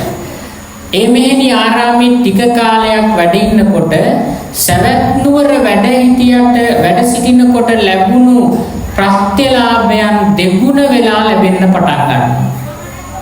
විශාලා මහනුවර පිරිසයි සවැත් නුවර පිරිසයි සොයාගෙන ඇවිල්ලා ප්‍රත්‍යදානය පූජා කරනවා. දානයෙන් ගිලම්පසින් පිණ්ඩපාතයෙන් දානයෙන් ගිලම්පසින් චීවරයෙන් සේනාසනේ මේ හැම දෙයින්ම පිදුම් ලබනවා. මේ විශාලා මහනුවර වැඩ ඉන්නකොටත් ඒ ලැබෙන දේවලුත් දරා ගන්න බැරි නිසා යසෝදරා මහරහත් තෙරණින් වහන්සේ අවසානයේට වඩිනවා රජගහ නුවරට. රජගහ නුවර මෙහිණි ආරාමය තනලා දෙනවා රජගහ නුවර වැසියෝ. රජගහ නුවර මෙහිණි ආරාමයේ වැඩ ඉන්නවා. රජගහ නුවර මෙහිණි ආරාමයේ වැඩ ඉන්නකොට මේ රජගහ නුවරදී ලැබෙන එක වරදින්නේ නැහැ. භාග්‍යවතුන් වහන්සේට සාපේක්ෂවම යසෝදරා මහරහත් තෙරණියට තෙගුණ වෙලා ලැබෙනවා. අර සවැත් නුවර වැසියොත් එවැගේම දඹදිව තලාවෙම ජීවත් වෙන වැසියොත් මේ සෑම අයම සොයාගෙන පැමිණිලා එකින් එක්කෙනා පරාජය කරමින් පැමිණිලා පොර කකා යසෝදරා දේවියට පූජාවන් සිදු කරන්නේ, වන්දනාවන් සිදු කරන්නේ. ඒ තරම් පින්කර බුද්ධමාවියක් තමයි යසෝදරා මහරහත් තෙරණිය. ඇයි එහෙම ලැබෙන්නේ උපාසකම්? දැන් උපාසකම්මල ඉල්ලලානේ ලබා ගන්න නේද? ඉල්ලලා නේද? දේවල් අපි ඉල්ලලානේ ලබා ගන්න. ඉල්ලන්න ඕන යසෝදරා තෙරණියට ඉබේම ලැබෙනවා. ලැබීම අතර අග්‍රස්ථානයේ ලැබුවේ භික්ෂුන් වහන්සේලා අතර, මහරහතන් වහන්සේලා අතර සීවලී මහරහතන් වහන්සේ. ඊටත් වඩා ලැබෙනවා යසෝදරා දේවියට, යසෝදරා මහරහත් තෙරණියට. බුදුහාමුදුරුවන්ට පස්සේ වැඩිපුරම ලැබෙන උත්තමාවිය තමයි යසෝදරා මහරහත් තෙරණිය. මේ යසෝදරා මහරහත් තෙරණිය මේ රජගහනුවර මෙහෙණි ආරාමේ වැඩ සිටිනකොට භාග්‍යවතුන් වහන්සේ සවැත් නුවරින් නික්මිලා කාලයක් ගත වෙලා ගියාට පස්සේ ඒ ලැබෙන්න හේතුව තමයි දාන පාරමිතාව සම්පූර්ණ කිරීම. දන් දීමේ පිළිවෙල. දන් දීම නිසායි ලැබෙන්නේ. දන් දුන්න නිසායි ලැබෙන්නේ පින්වත් උපාසකව. ඒ නිසා මේ යසෝදරා දේවිය රජගහනුවර වැඩ ඉන්න කාලෙම දැන් භාග්‍යවතුන් වහන්සේ බුද්ධත්වයට පත් වෙලා අවුරුදු 43යි. එතකොට සම්පූර්ණ බුද්ධ ජීවිතය අවුරුදු 45යි. 45න් අවුරුදු 43ක්ම ලෝක සත්වයා වෙනුවෙන් වැඩ කරපු භාග්‍යවතුන් වහන්සේ ගම් නියංගම් සිසාරා වඩිමින්, නුවරවල් සිසාරා වඩිමින්, ධර්මය දේශනා කරමින්, සියලුම ලෝක සත්වයා සුවපත් කරමින් රජගහනුවරට වඩිනවා. රජගහනුවරට වැඩම කරලා ගිජ්ජකූට පර්වත ප්‍රාන්තයේ තියෙන ඒ උතුම් ගල්ලෙනක වාසය කරන්න පටන් ගන්නවා. අවුරුදු 43යි බුද්ධ ජීවිතය. එතකොට බුදුහාමුදුරුවන්ට වයස කීයද? අවුරුදු 78යි. යසෝදරා මහරහත් තෙරණියට වයස අවුරුදු 78යි. දෙදෙනාම එකම වයසේ. මේ යසෝදරා තෙරණියට අවුරුදු 78ක් වයස සම්පූර්ණ වුණාම බුදුහාමුදුරුවෝ වැඩියා කියන බව දැනගෙන තමන්ගේ දහසකුත් මෙහෙණින් වහන්සේලා සමග භාග්‍යවතුන් වහන්සේ වැඩ ඉන්න ගිජ්ජකූට පර්වතයේ පර්වත ප්‍රාන්තයේ තියෙන ඒ උතුම් සම්බුදු කුටියට වැඩම කරනවා. භාග්‍යවතුන් වහන්සේ දැකලා සියසින් වන්දනා කරලා එකත් පස්සෙක ඉඳලා පින්වතානන් වහන්සේ සමග ඒ උතුම් ධර්මානුශාසනා සාකච්ඡා කරලා එතනින් වඩිනවා. වැඩියට පස්සේ කල්පනා කරනවා දැන් මගේ වයස අවුරුදු 78යි. මගේ ස්වාමියෝ භාග්‍යවතුන් වහන්සේගේ වයසත් අවුරුදු 78යි. එනිසා දැන් මාත් එක්ක එකට ජීවිතය ගත කරපු සුද්ධෝදන රජතුමා මහා ප්‍රජාපති ගෞතමී මහරහත් තෙරණින් වහන්සේ මේ වෙනකොට පිරිනිවන් පාලා. රාහුල තෙරුන් වහන්සේ, නන්ද තෙරුන් වහන්සේ පිරිනිවන් පාලා අවසానයි. ඒ නිසා දැන් මමත් පිරිනිවන් පාන්න ඕන කාලය කියලා තීරණය කරනවා. අද රෑ මම පිරිනිවනට වඩින්න ඕන කියන බව සිහිපත් කරනවා. එහෙම සිහිපත් කරන්නේ භාග්‍යවතුන් වහන්සේගේ පරිනිර්වාණයත් මම ජීවත් වුණොතින් මගේ පරිනිර්වාණයත් දෙකම එකටමයි සිදු වෙන්නේ. යසෝදරා දේවිය ජීවත් වෙන්න තව ආයුෂ ජීවත් වෙන්න පුළුවන්. හැබැයි ජීවත් වුණොතින් බුදුහාමුදුරුවන්ගේ පරිනිර්වාණය යසෝදරා තෙරණියගේ පරිනිර්වාණය එකටමයි සිදු වෙන්නේ. ඒ දෙදෙනාගේ උප්පත්තියත් එකටමයි සිදු වුනේ. සෑම දෙයක්ම එකම මොහොතේ එකම වෙලාවට එකම විදියට තමයි සිදු වුනේ. ඒ නිසා මම ජීවත් වුණොතින් මගේ පරිනිර්වාණය භාග්‍යවතුන් වහන්සේගේ පරිනිර්වාණය සමයේදී ඒ වෙලාවේ මේ මොහොතේම එකම විදියට සිදු කරනවා. පරිනිර්වාණ දෙකක් මේ ලෝක සත්වයාට දරා ගන්න අමාරුයි. මේ මහා පොළොවට දරන්න අමාරුයි. ඒ නිසා පෙර බුදුවරුන්ගේ ආර්යවණි කියන්නේ පෙර බෝධිසත්වවරුන්ගේ ස්වාමි දියණිවරුත් ගී කල ඒ පරිනිර්වාණය කරපු විදිය දිවසින් දැකලා පිරිනිවන් පාන්න බුදුරජාණන් වහන්සේලා පිරිනිවන් පාන්න කලින් තමයි පිරිනිවන් පාලා තියෙන්නේ කියන බව අවබෝධ කරගෙන යසෝදරා මහරහත් තෙරණිය කල්පනා කරනවා භාග්‍යවතුන් වහන්සේ ජීවත් වෙන්නේ අවුරුදු 80යි මනුෂ්‍ය ලෝකේ. බුද්ධ ජීවිතය ගත කරන්නේ අවුරුදු 45යි. ඒ කියන්නේ තව වසර දෙකකින් භාග්‍යවතුන් වහන්සේ පිරිනිවනට වඩිනවා. ඊට කලින් මම පිරිනිවන් පාන්න ඕන කියන බව සිහිපත් කරගෙන මේ අපේ ඒ භාග්‍යවතුන් වහන්සේගේ පිරිනිවන් පෑම සියසින් දකින්න මට බෑ කියන සියසින් බලාගෙන ඉන්න බෑ කියන බව සිහිපත් කරගෙන යසෝදරා තෙරණින් වහන්සේ තීරණය කරනවා පිරිනිවනට වඩින්න රාත්‍රී කාලේ. එහෙම තීරණය කරනකොට මේ මහා පොළොව දෙදරන්න පටන් ගන්නවා. ඒ තරම් බලයක් ශක්තියක් දරපු උත්තමාවියක් තමයි අපේ මේ පින්වන්ත යසෝදරා මහරහත් තෙරණින් වහන්සේ. පින්වතුනි මේ මහා පොළොව ගුගුරා නැගෙනවා කම්පාවටපත් වෙනවා. මේ මොහොතේදී අර මෙහෙණින් වහන්සේලා දැනගන්නවා භික්ෂුණීන් වහන්සේලා දැනගන්නවා මේ යසෝදරා තෙරණියගේ සිතුවිල්ලක් නිසාම තමයි මේ විදියට පොළොව කම්පා වෙන්නේ. යසෝදරා මහරහත් තෙරණින් වහන්සේ හමුවට ගිහිල්ලා විමසනවා ආර්යාවනි මොකක්ද මේ පොළොව කම්පා වීමට හේතුව? ඊළඟට යසෝදරා මහරහත් තෙරණින් වහන්සේ දේශනා කරනවා මෙහෙණින් වහන්සේ මෙහෙණියනි මම පිරිනිවන් පාන්න තීරණය කළා. අද රාත්‍රී කාලයේදී මම පිරිනිවනට වඩිනවා.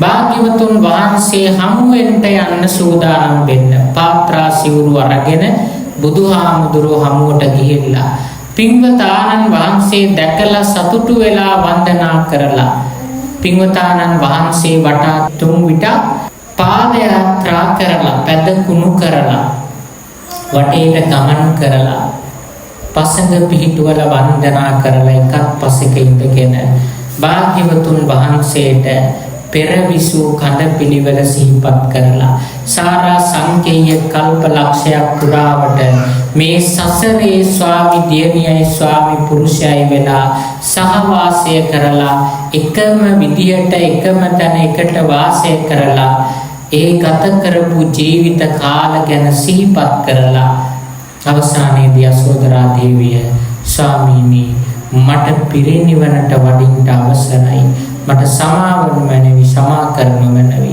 මට පිරිනිවනට වඩින්න අවසර දෙනු මැනවි ස්වාමීනි කියලා පිරිනිවනට වඩින්න අවසර ඉල්ලනවා. මේ අවසර ඉල්ලුවට පස්සේ පින්වතුනි යසෝදරා මහරහත් තෙරණිය මොනතරම් නිහතමානී උත්තමාවියක්ද කියනවා නම් 이르දි බල අතරින් භාග්‍යවතුන් වහන්සේට පස්සේ වැඩිම 이르දි බලයක් දරපු උත්තමාවිය තමයි යසෝදරා මහරහත් තෙරණිය. 이르දි බල අතරින් භික්ෂුන් වහන්සේලා අතර අග්‍රස්ථානය ලැබපු උත්තමයන් වහන්සේ තමයි මුගලන් මහරහතන් වහන්සේ. මුගලන් මහරහතන් වහන්සේටත් වඩා වැඩි මේ යසෝදරා මහරහත් තෙරණියගේ 이르දි බලය. ඇයි එහෙම වෙන්න හේතුව තමයි සසරේ එකටමයි බෝධිසත්වයොත් එක්ක පින් පිරුවේ කුසල් වැඩුවේ පිරුවේ ගුණධර්ම පුරුදු කරේ. මහරහතන් වහන්සේ නමක් දස පාරමිතා සම්පූර්ණ කරන්න ඕනේ මහරහත් භාවයට පත් වෙන්න. ඕනෑම කෙනෙක් ඒ පාරමිතා 10 සම්පූර්ණ කරන්න ඕනේ. මහරහත් භාවයට පත් වෙන්න දස පාරමිතාවන් සම්පූර්ණ කරන්නේ මහරහතන් වහන්සේ නමක් පාරමිතාවන් සම්පූර්ණය කරන්නේ ඒක අසංකේය කල්ප ලක්ෂයයි. ඒ කියන්නේ අසංකේය එකකුත් කල්ප ලක්ෂයකුත් විතරයි. යසෝදරා මහරහත් තෙරණිය සාරා සංකේය කල්ප ලක්ෂයක් දස පාරමිතා සම්පූර්ණ කරා. මේ සියලු මහරහතන් වහන්සේලාටත් වඩා සියලු මහරහත් තෙරණින් වහන්සේලාටත් වඩා බලය වැඩි, ගුණය වැඩි, සීලය වැඩි උත්තමාවිය තමයි බුදුහාමුදුරුවන්ට පස්සේ ඉන්න යසෝදරා මහරහත් තෙරණිය.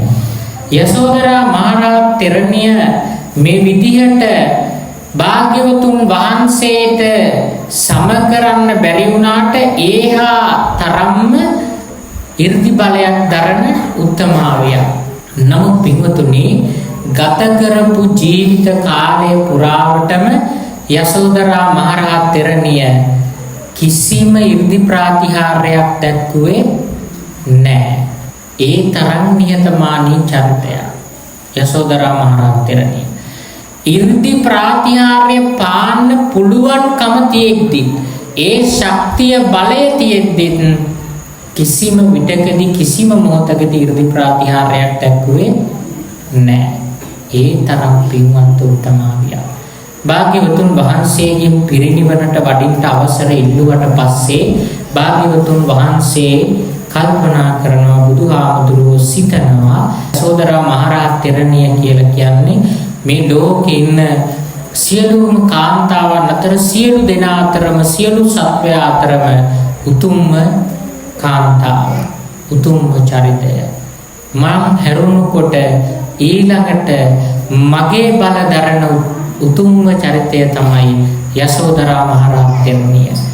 නමුත් මට තියෙන 이르දි ප්‍රමාණයම ඊට දෙවෙනි කොට දරන මේ යසෝදරා මහරහත් තෙරණිය කිසිම දවසක 이르දි ප්‍රාතිහාර්යයක් දක්වලා නැහැ. මතු අනාගතයේ පහළ වෙන සියලු ලෝක සත්වයාගේ දැන ගැනීම පිණිස අද මේ දඹදිව් තලාවේ මේ සියලු නුවර ජීවත් වෙන සියලු සත්වයාගේ දැන ගැනීම පිණිස ඇයගේ 이르දි බල පෙන්වන්නට කියලා දේශනා කොට පිරිනිවන් පාන්නට අවසර ලබා දෙනවා කියලා සිතලා මේ යසෝදරා මහරහත් තෙරණියට භාග්‍යවතුන් වහන්සේ දේශනා කරනවා.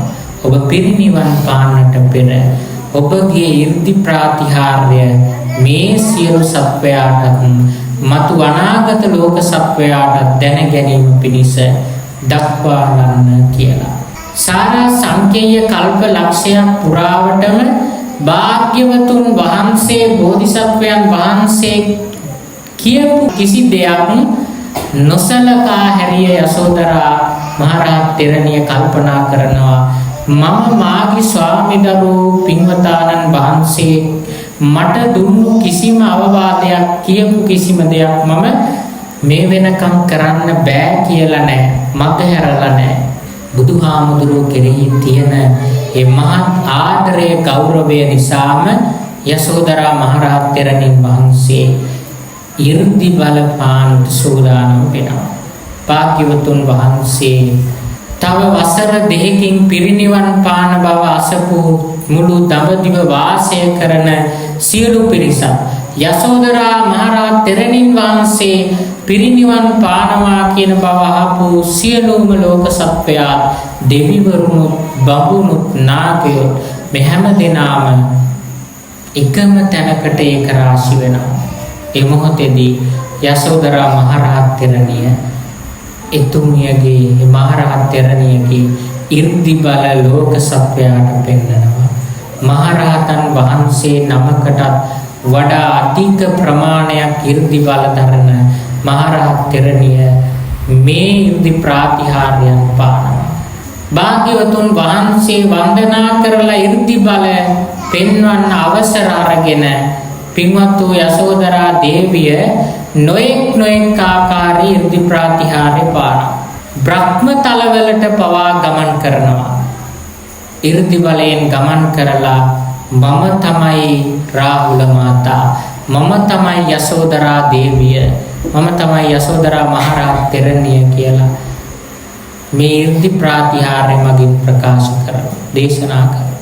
මෙහෙම 이르දි ප්‍රාතිහාර්ය දක්වලා පින්වතුනි යසෝදරා මහරහත් තෙරණින් වහන්සේගේ අතීත කතාව සාරාංශකයේ කල්ප ලක්ෂයක් පුරාවටම ගත කරපු කාලය භාග්‍යවතුන් වහන්සේ ඒ මොහොතේදී සිහිපත් කරනවා. යසෝදරා දේවියගේ යසෝදරා මහරහත් තෙරණියගේ ඒ උතුම් ගුණ වර්ණනා කරනවා භාග්‍යවතුන් වහන්සේගේ සම්බුදු මුව මඩලේ. ඒ මුව මඩල විවෘත කරලා ඉනනතුරුව යසෝදරා මහරහත් තෙරණියට පිරිනිවන් පාන්නට අවසර ලබා දෙනවා භාග්‍යවතුන් වහන්සේ. මේ අවසරය ලබාගත් යසෝදරා මහරහත් තෙරණිය භාග්‍යවතුන් වහන්සේ වන්දනා කරලා පින්වතානන් වහන්සේට අභිමුඛව භාග්‍යවතුන් වහන්සේගේ බුදු මුව මඩල දෙස බලාගෙනම සම්බුදු ශරීරයේ දෙස බලාගෙනම බුද්ධ රූපය දෙසම බලාගෙන පසඟ පිහිටුවලා වැඳලා පිටුපසට තමයි ගමන් කරන්නේ. බුදුහාමුදුරුවන්ගේ මූණ දිහා බලාගෙන රූපය දිහා බලාගෙන පිටිපස්සෙන් පිටිපස්සට ගමන් කරගෙන යනවා. බුදුහාමුදුරුවෝ නොපෙනෙන තෙක්ම පිටිපස්සට ගමන් කරගෙන ගිහිල්ලා නොපෙනෙන තැනදී එතනදී පසඟ පිහිටුවලා අවසර අරගෙන තමා මෙහෙණින් වහන්සේලා දහසක පිරිස සමග මෙහෙණි ආරාමයට ගිහිල්ලා මෙහෙණි ආරාමය වන්දනා කරලා පින්වත් යසෝදරා මහරහත් තෙරණිය රාත්‍රී කාලයේදී ධ්‍යාන සුවයෙන් වැඩ ඉන්නවා.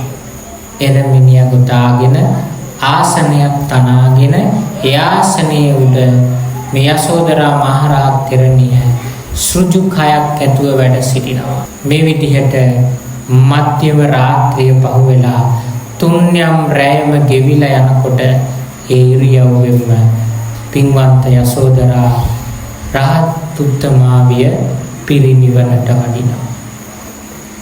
ඒ ඉරියව්වෙන්මයි පිරිනිවන් පාන්නේ. මෙහෙම පිරිනිවන් පෑවට පස්සේ පින්වතුනි යසෝදරා මහරහත් තෙරණියගේ දේහය ආදාන පූජෝත්සවය භාග්‍යවතුන් වහන්සේ හරියට පින්වතානන් වහන්සේ එක් භවයකදී චද්දන්ත හස්තිය නමින් ඇතෙක් වෙලා උපදිලා ඉන්නවා වනලැහැඹක.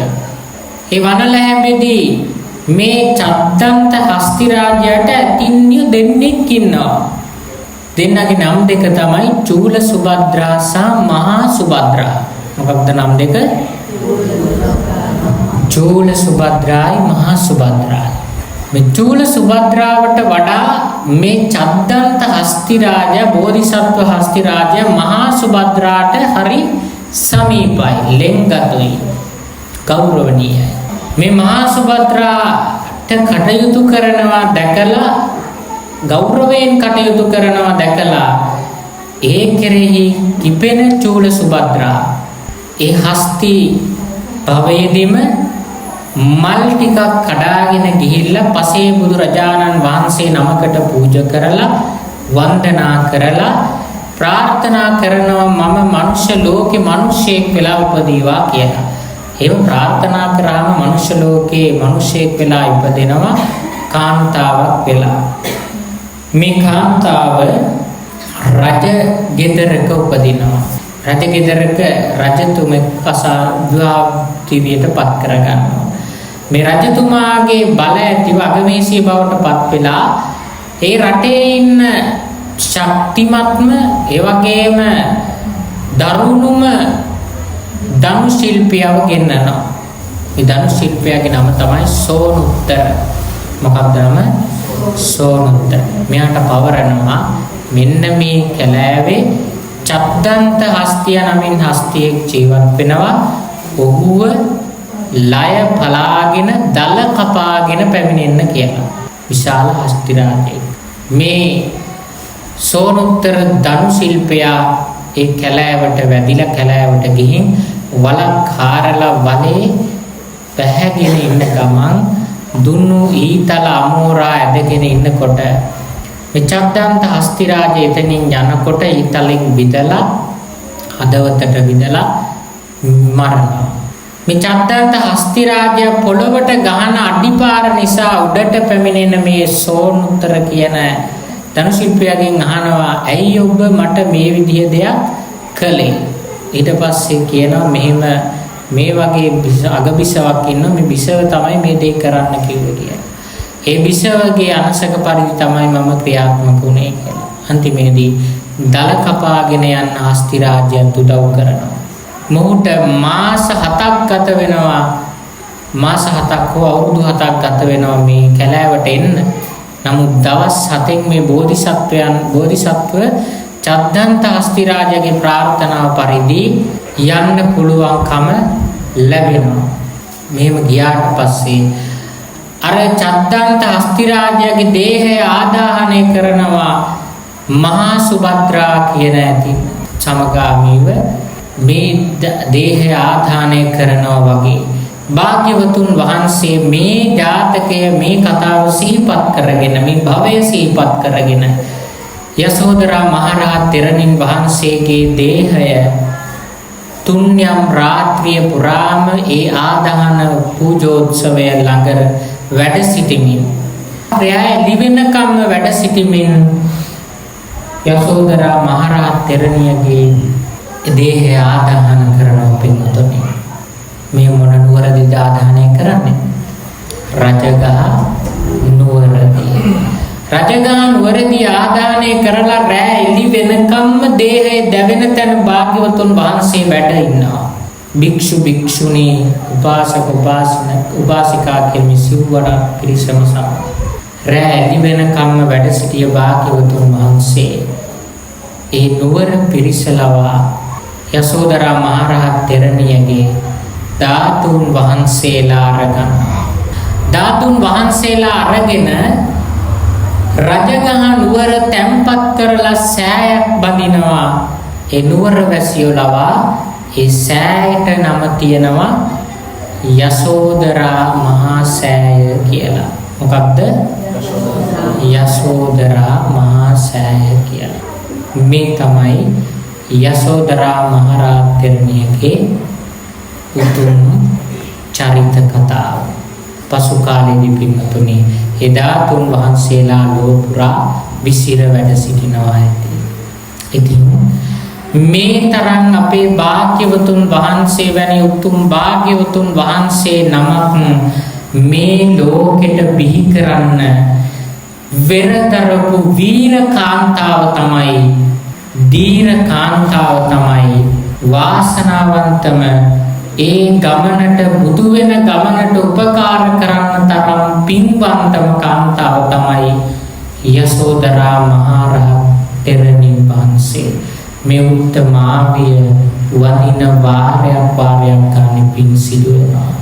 මේ උත්තමාවියට පුදන වාරයක් ගන්න පින් සිද්ධ වෙනවා. බලන්න මොන තරම් ගුණ කඳක් චරිතය තුල දරාගෙනද වැඩ සිටින්නේ. මේ පිළිම වහන්සේ මේ භූමියේදී කලාසේම යසෝදරා මහරහත් තෙරණින් වහන්සේ උදාහරණයට ගනිමින් යසෝදරා උත්තමාවියගේ චරිතය පින්වත් ඔයත් සිහිපත් කරගනිමින් ඔබේ ජීවිතත් පින්වතුනි ඒ විදිහට ගොඩනගා ගන්න. ඒ තරම් උතුම් කාන්තාවක් තමයි යසෝදරා මහරහත් තෙරණින් වහන්සේ කියන්නේ. හොඳයි. දැන් මේ යසෝදරා මහරහත් තෙරණින් වහන්සේගේ පිළිබඳ දේශනාව නිමාවටපත් වෙනවා. දැන් උපාසකම්මලා හොඳින් ඇහුවා නේද? හොඳින් ඇහුවද නැද්ද? ඇහුවා. එතකොට දැන් අපි බලමු මේ චරිත කතාව අවබෝධ වෙලා තියෙනවාද කියලා. හරිද? එතකොට යසෝදරා තෙරණින් වහන්සේ ඉපදුණු නුවර මොකක්ද? යසෝදරා දේවී ඉපදුණ නුවර මොකක්ද? හයින් කියන්නේ වාසගමට ඈලි මෑලි ගතිය අතහැරලා ටිකක් නැගිටින්න බලන්න. ඈලි මෑලි ගතිය අතහරින්න ඕනේ. කම්මැලිකම අතහරින්න ඕනේ. කට ශක්තිමත් කරගෙන උත්තර දෙන්න ඕනේ නේද? උත්තම වීර කාන්තාවක් ළඟ ඉඳගෙන දේශනාව ශ්‍රවණය කරනකොට වීර කාන්තාව වෙන්න උත්සාහ කරන්න ඕන. ඉතින් ඉපදිච්ච නුවර තමයි කෝලිය නුවර. ඊළඟට යසෝදරා තෙරණියගේ මෑණියන් අමිතා දේවිය. අමිතා දේවිය කාගේ කවුද? සුද්ධෝදන රජතුමාගේ නංගි. තාත්තා සුප්‍රබුද්ධ රජතුමා. සුප්‍රබුද්ධ රජතුමා කාගේ කවුද? මහාමායා දේවියගේ බෑන. ඊළඟට යසෝදරා තෙරණියට සහෝදර සහෝදරියෝ කොච්චරක් හිටියද? එක්කෙනයි කවුද? දේවදත්ත ආමුදුරෝ. ඊළඟට යසෝදරා දේවියට තිබුණා නම් 3ක්. කීයද? ප්‍රධාන වශයෙන් නම් 3යි. පළවෙනි නම බිම්බා දේවිය කියලා නම වැටෙන්න හේතු වුණේ පංච කල්යාණයෙන් යුක්ත ලස්සන රූපයක් තිබුණා. මුළු කෝලිය නුවරම ඉඳිය ලස්සනම කාන්තාව. මුළු දඹදිව පුරාවටම ඉඳිය ලස්සන කාන්තාව. මේ ලෝකෙම්ම ඉන්න බුදුහාමුදුරුව හැරුණකොට බුදුහාමුදුරුවට දෙවෙනි ලස්සනක් තියෙන කෙනා තමයි යසෝදරා මහරහත් තෙරණිය. ඊළඟට දෙවෙනි නම මොකක්ද? යසෝදරා කියලා නම හැදින්නේ ඇයි? බොහෝ පිරිසකට නායිකාවක් වෙච්ච නිසා. කොච්චරක් පිරිසකටද? 96 ලක්ෂයක් පිරිසකට නායිකාව වෙච්ච නිසා යස පිරිසකට නායකත්වයේ දරන නිසා යසෝදරා කියලා නම හැදුණා. ඊළඟට තුන්වෙනි නම මොකක්ද? රාහුල මාතා. රාහුල මාතා කියලා කියන්නේ රාහුල කුමාරයාගේ මෑණියන් නිසා. ඊළඟට යසෝදරා දේවිය කී වතාවක් පැවිදි වෙන්න උත්සාහ කරනවද? කී වතාවක් උත්සාහ කරනවද? 3 වතාවක් උත්සාහ කරනවා. පළවෙනි අවස්ථාව බුදුහාමුදුරුවෝ කිඹුල්වත් පුරයට වැඩිය අවස්ථාවේදී. ඊළඟට දෙවෙනි අවස්ථාව රාහුල කුමාරයා පැවිදි කරපු අවස්ථාවේදී. තුන්වෙනි අවස්ථාව රජමාලිගාවේ හැමෝම නැති වුණ මොහොතේදී. එතකොට මේ අවස්ථා තුනේදී මොන අවස්ථාවෙදිද පැවිදි වෙන්න අවස්ථාව ලැබෙන්නේ? තුන්වෙනි අවස්ථාවේදී. පැවිදි වෙන්න හිතාගෙන පිරිස කොච්චරක් සමගද යන්නේ? 1000ක් පිරිස සමග. කොහෙටද යන්නේ? විශාලා මහනුවරට. කවුද විශාලා මහනුවර වැඩේ? මහා ප්‍රජාපති තෙරණින් වහන්සේ. මහා ප්‍රජාපති තෙරණින් වහන්සේත් සමග මොන නුවරටද වඩින්නේ? සවැත් නුවරට. කාව මොන දෙහෙන්නද? බුදුහාමුදුරුවෝ මොන දෙහෙන්න. මොකක් නිසාද? මහාන වෙන්න අවසර ගන්න. මහාන වීම සඳහා. මහාන වුණාට පස්සේ මුලින්ම වාසය කරන්නේ මොන නුවරද? සවැත් නුවර. දෙවනුවට වාසය කරන්නේ විශාලා මහනුවර. තුන්වෙනුවට වාසය කරන්නේ අවසානයේට රජගහ නුවර. ඊළඟට පිරිනිවන් පාන තීරණය කරන්නේ වයස කීයේදීද? 78 භාග්‍යවතුන් වහන්සේ සම්බුද්ධ ජීවිතයේ වෙනකොට කොච්චරක් ගත කරලාද තිබුණේ? බුදුහාමුදුරුවෝ බුද්ධත්වයට පත් වෙලා ජීවිතේ කොච්චරක් ගත වෙලා තිබුණේ? 43යි. යසෝදරා මහරහත් තෙරණිය පිරිනිවන් පාන තීරණය කළේ භාග්‍යවතුන් වහන්සේ පිරිනිවන් පාන වසර කීයකට කලින්ද? 2කට කලින්. එහෙම තීරණය කරලා භාග්‍යවතුන් වහන්සේ මුණ ගැහුණට පස්සේ යසෝදරා දේවියට භාග්‍යවතුන් වහන්සේ පිරිනිවන් පාන අවසරය දෙන්නේ මොනවත් පෙන්නුවට පස්සේද? මොනව දැක්ුවට පස්සේද? 이르දි ප්‍රාතිහාර්යයන් පෑවට පස්සේ. ඊළඟට යසෝදරා දේවී පිරිනිවන් පාන්නේ කොහොමද? මොන ඉරියව්වෙන්ද? සමාධිසුවෙන් වැඩ සිටින ඉරියව්වෙන් තමයි පිරිනිවන් පාන. ඊළඟට යසෝදරා දේවිය තෙරණියගේ ආදාන පූජෝත්සවය සිදුවෙන මොහොතේදී භාග්‍යවතුන් වහන්සේ කොච්චර කාලයක් ආදාන පූජෝත්සවය ළඟ වැඩ සිටියද? රැය පහන් වෙන තුරාවට 이르දි ප්‍රාතිහාර්ය දක්වලා පිරිනිවන් පාන අවසරය ලැබුණාට පස්සේ යසෝදරා දේවිය බුදුහාමුදුරු ඉදිරිපිට ඉඳලා ගමන් කරන්නේ කොහොමද? කාගේ රූපේ බලාගෙනද? බුදුහාමුදුරුවන්ගේ රූපේ දිහා බලාගෙන පිටුපසින් පිටුපසට ගමන් කරනවා. කොච්චර දුරට ගමන් කරනවද? නොපෙනෙන තරම් දුරට ගමන් කරනවා. නොපෙනෙන තරම් දුරට ගමන් කරලා මොකද කරන්නේ? වැඩම කරලා පසඟ පිහිටුවලා වන්දනා කරනවා.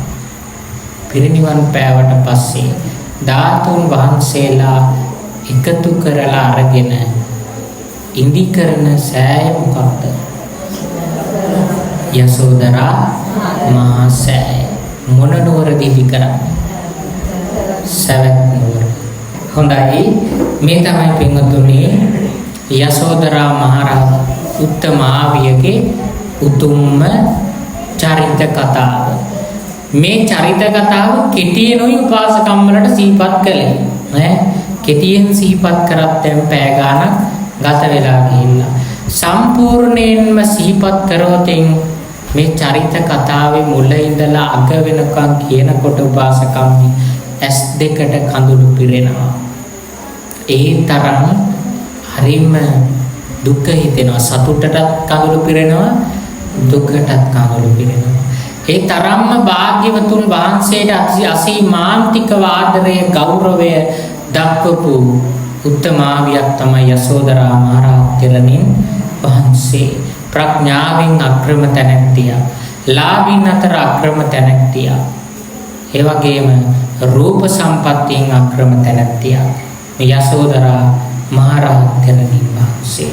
උපාසකම් වලත් මේ චරිත කතාව හොඳට අවබෝධ කරගෙන යසෝදරා මහරහත් තෙරණිය වගේ උතුම් ජීවිතයක් ඇති කරගෙන ඔබේ ජීවිතය ඔබ උතුම් ලෙස ගත කරන්න කියන කාරුණික සිහිපත් කිරීම සිහිපත් කරනවා. හොඳයි සදහැති පින්වතුනි, අපි මේ යසෝදරා මහරහත් තෙරණියගේ උතුම් චරිත කතාව සිහිපත් කරගත්තාseම අපේ මේ පින්වන්ත උත්තමාවියගේ ගුණ කඳ සිහිපත් කරමින් අපි හැමෝම වන්දනා කරමු. මේ උතුම් ගුණ කඳ සිහිපත් කරගෙන පින්වත් යසෝදරා දේවියගේ මේ උතුම් ගුණ කඳට පින්වත් යසෝදරා මහරහත් උත්තමාවියට මාගේ භාග්‍යවතුන් වහන්සේට මේ මනුලව බුදු වෙන්න බෙර දුන්න, බුදු වෙන්න ශක්තියක් වුණ, බුදු වෙන්න උදව් කරපු උත්තමාවියට මම මේ උතුම් ගුණ කඳ සිහිපත් කරමින් වන්දනා කරමි.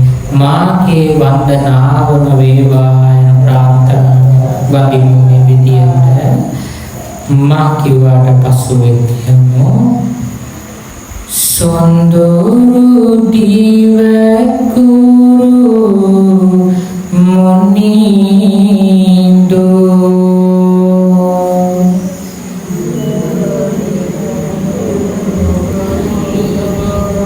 වඩින මක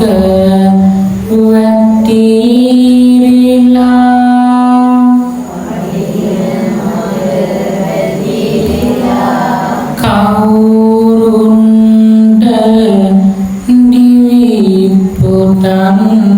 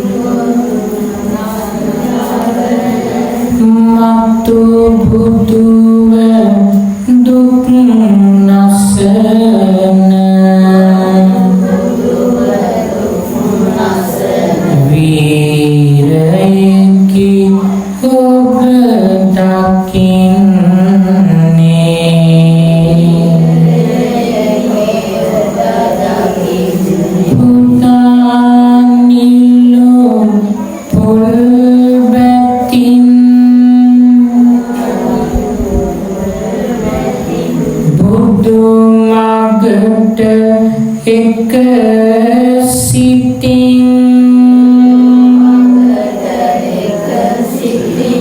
උර දෙන්න දෝ පතන්නේ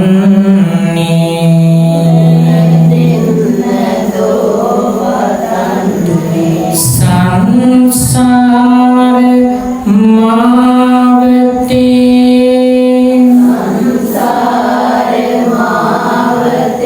පියෙන් පිය වෙන්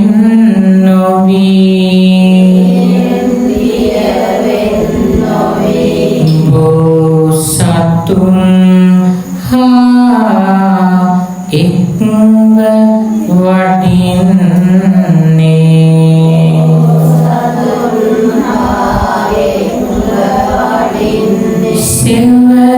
සෙවණැල්ල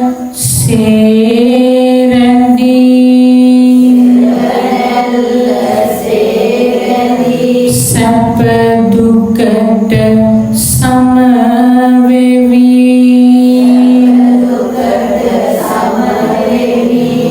සසර සරතැස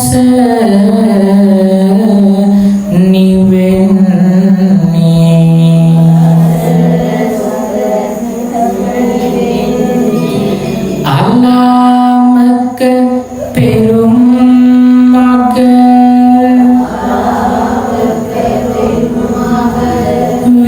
වීරියෙන්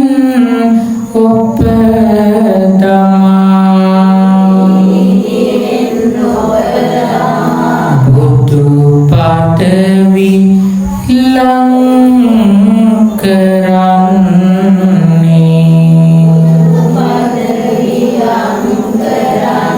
සාදු සාදු වඳින්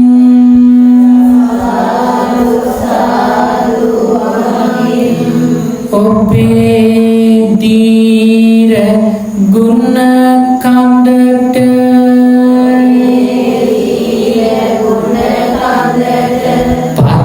පතිනියයි ඔබ බෝසතුන්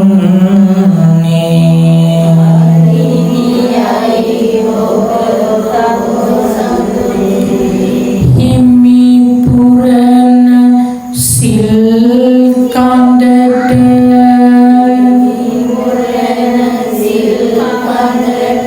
කිසිත් බාධා නොදෙන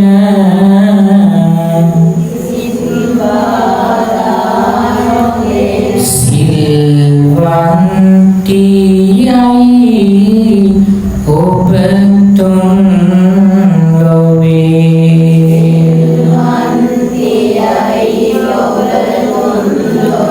හිමි රකින්න බඹසරට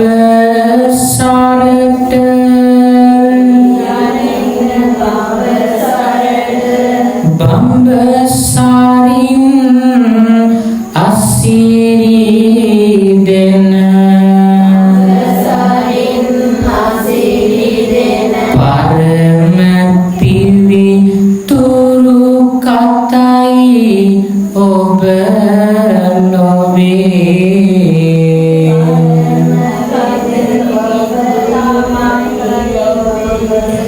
හිමි සඳුගේ දන් වැටට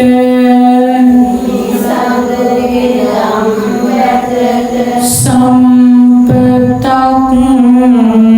නැත නොදෙන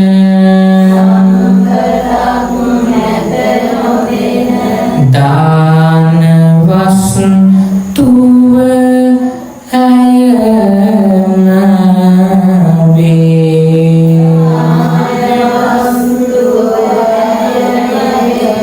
සාදු සාදු වඳින්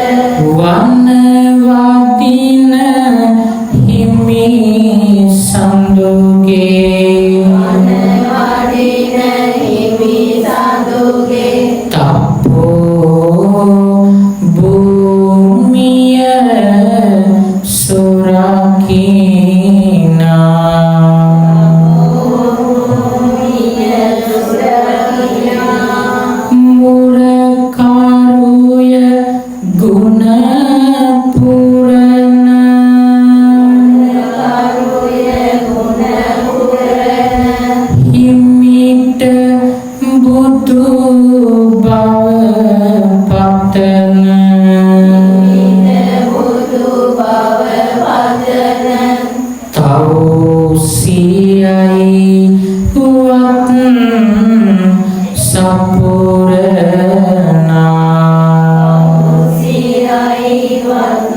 සපුරනා සමවතට ගරු සිටින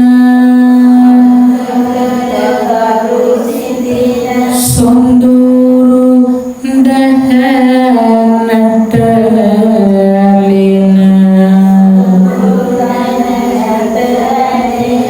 යලිත් කම් සුවය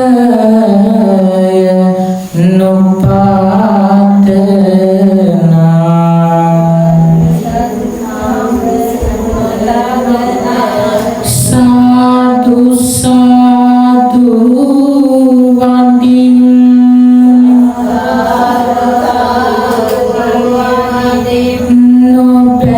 නොබැඳෙනා ඔබේ ගුණට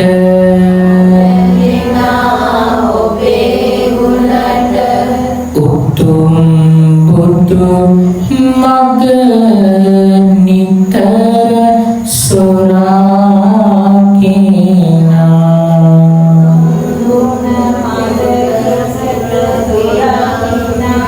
හිරු මඩල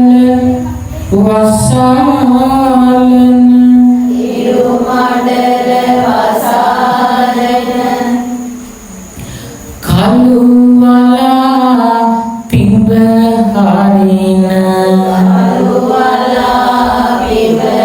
හරින මහා සුල ගත්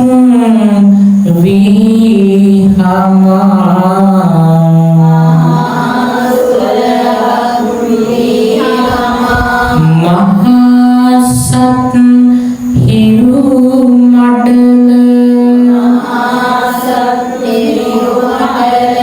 දිතුළුවන් නේ ඔබයි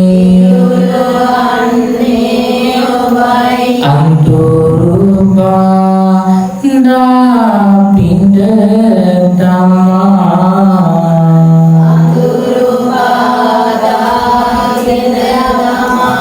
අත් නොහල වීරියෙන්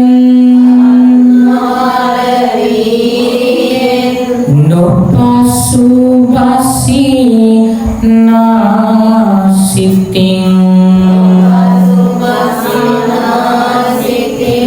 බෝසතුන් නොම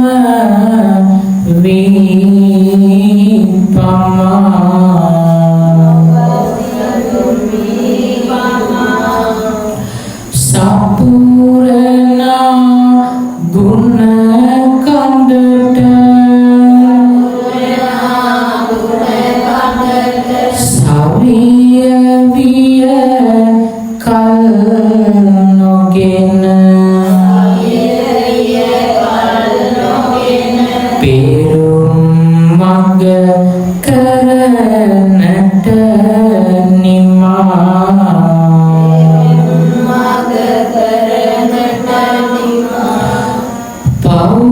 පෞරුසී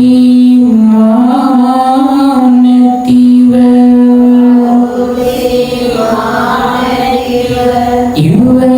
ඉවසනා දුක් කඳට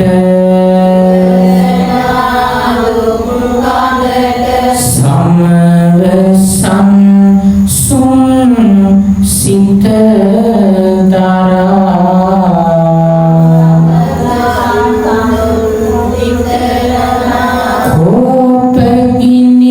නැති සිතට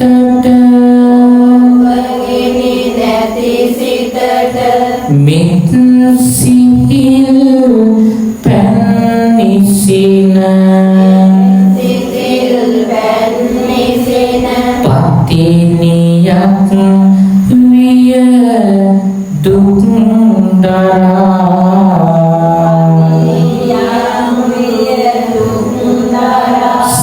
සත්‍යයට පෙම් බඳින හිමි සතුට බැටි සිත සිටින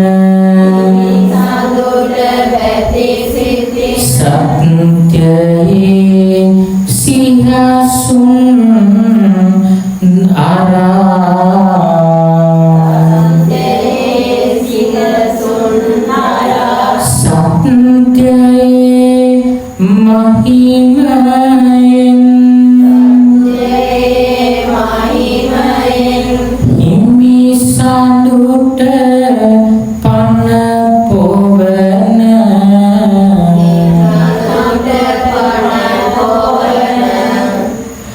දේව මතුරක් ලෙසින් බිහි කළා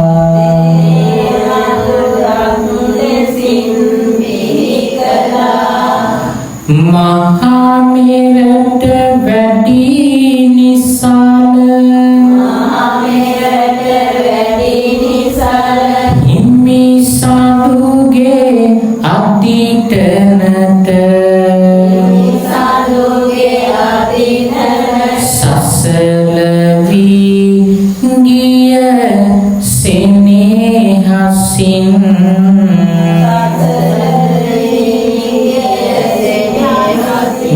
නොබිදෙන්ට හිමි පැතුම පැතුපති නිය ඔබයි නොපෙනෙන්ට ඔබ සිහි නෙකින්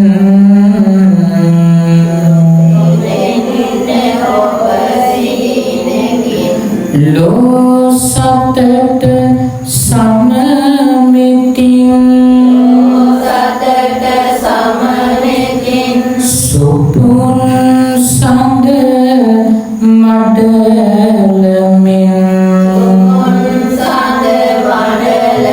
බලන විට හිමි ආදරෙන්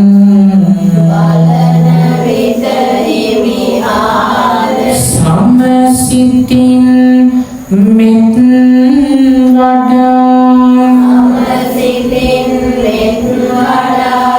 කරුණාව වැගිරුණා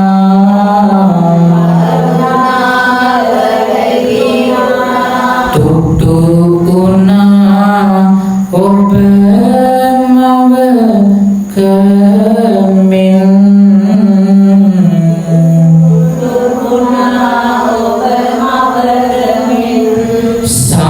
සම්බුද්ධ හිරු මඩල සසුන් විල විකසිත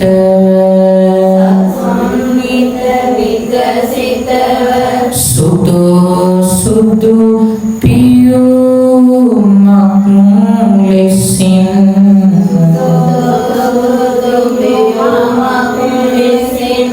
බබලනා බුදු සසුන සිල් සුවඳ ලොව ගලන දැසමන් ගොමුවක් ලෙසේ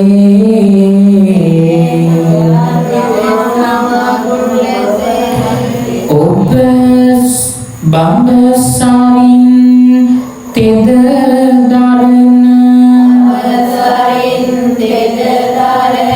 පතිවතෙහි බල දරන තෙත තිහිරු සඳු විලසෙනේ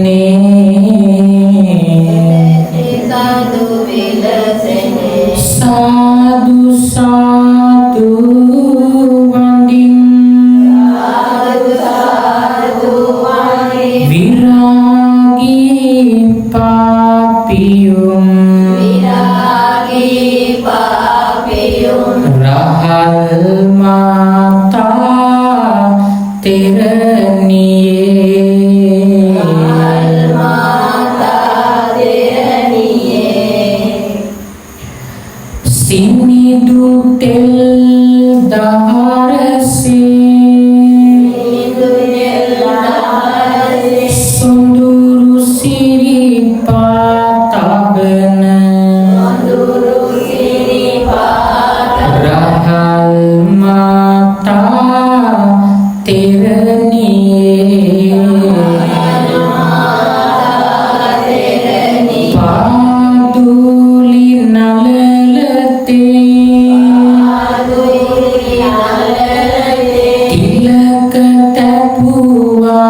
බැතින රහල් මාතා තෙරණියේ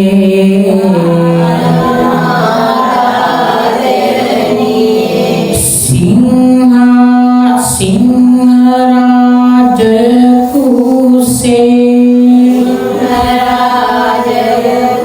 තේජසින් වැඩ හිඳින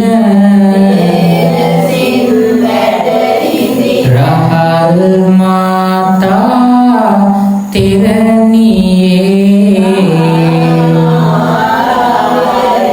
දිලෙන වත කමල දෙස නිතුවයා බලනු බෑ රහල් මාතා තෙරණියේ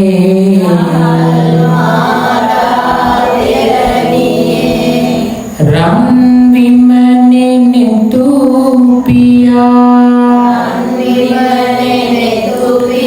නිහඬවම වැඩ වසන රහල් මාතා තෙරණියේ පිපි මලින් මල් තියා වන්දිමි ගුණ සිත සිතා රහල් මාතා තෙරණියේ මුවින් මුව ගුණ තියා ඔබ විඳින සුව පතා වන්දිමි බිම්බා තෙරණියේ දොත නලලත තියා සාදු සාදු වන්දිමි රහල් මාතා තෙරණියේ සීල ගුණ රැකේවා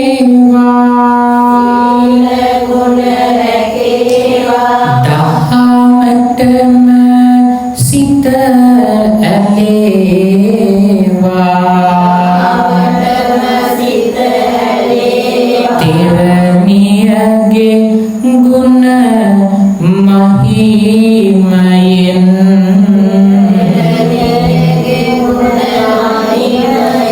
දහම් මග රැකේවා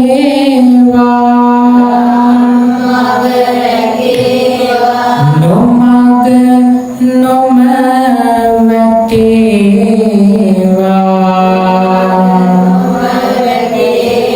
තෙරණියගේ මහා අනුහසින්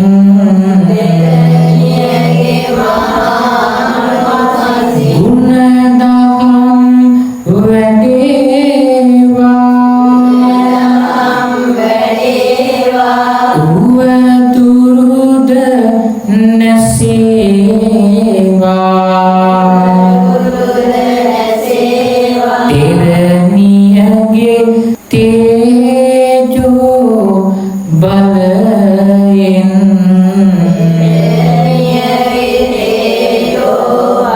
සාදු සාදු වන්දිම් රහල් මාතා උතුම් තෙරණියගේ පායුගය මම බැතින්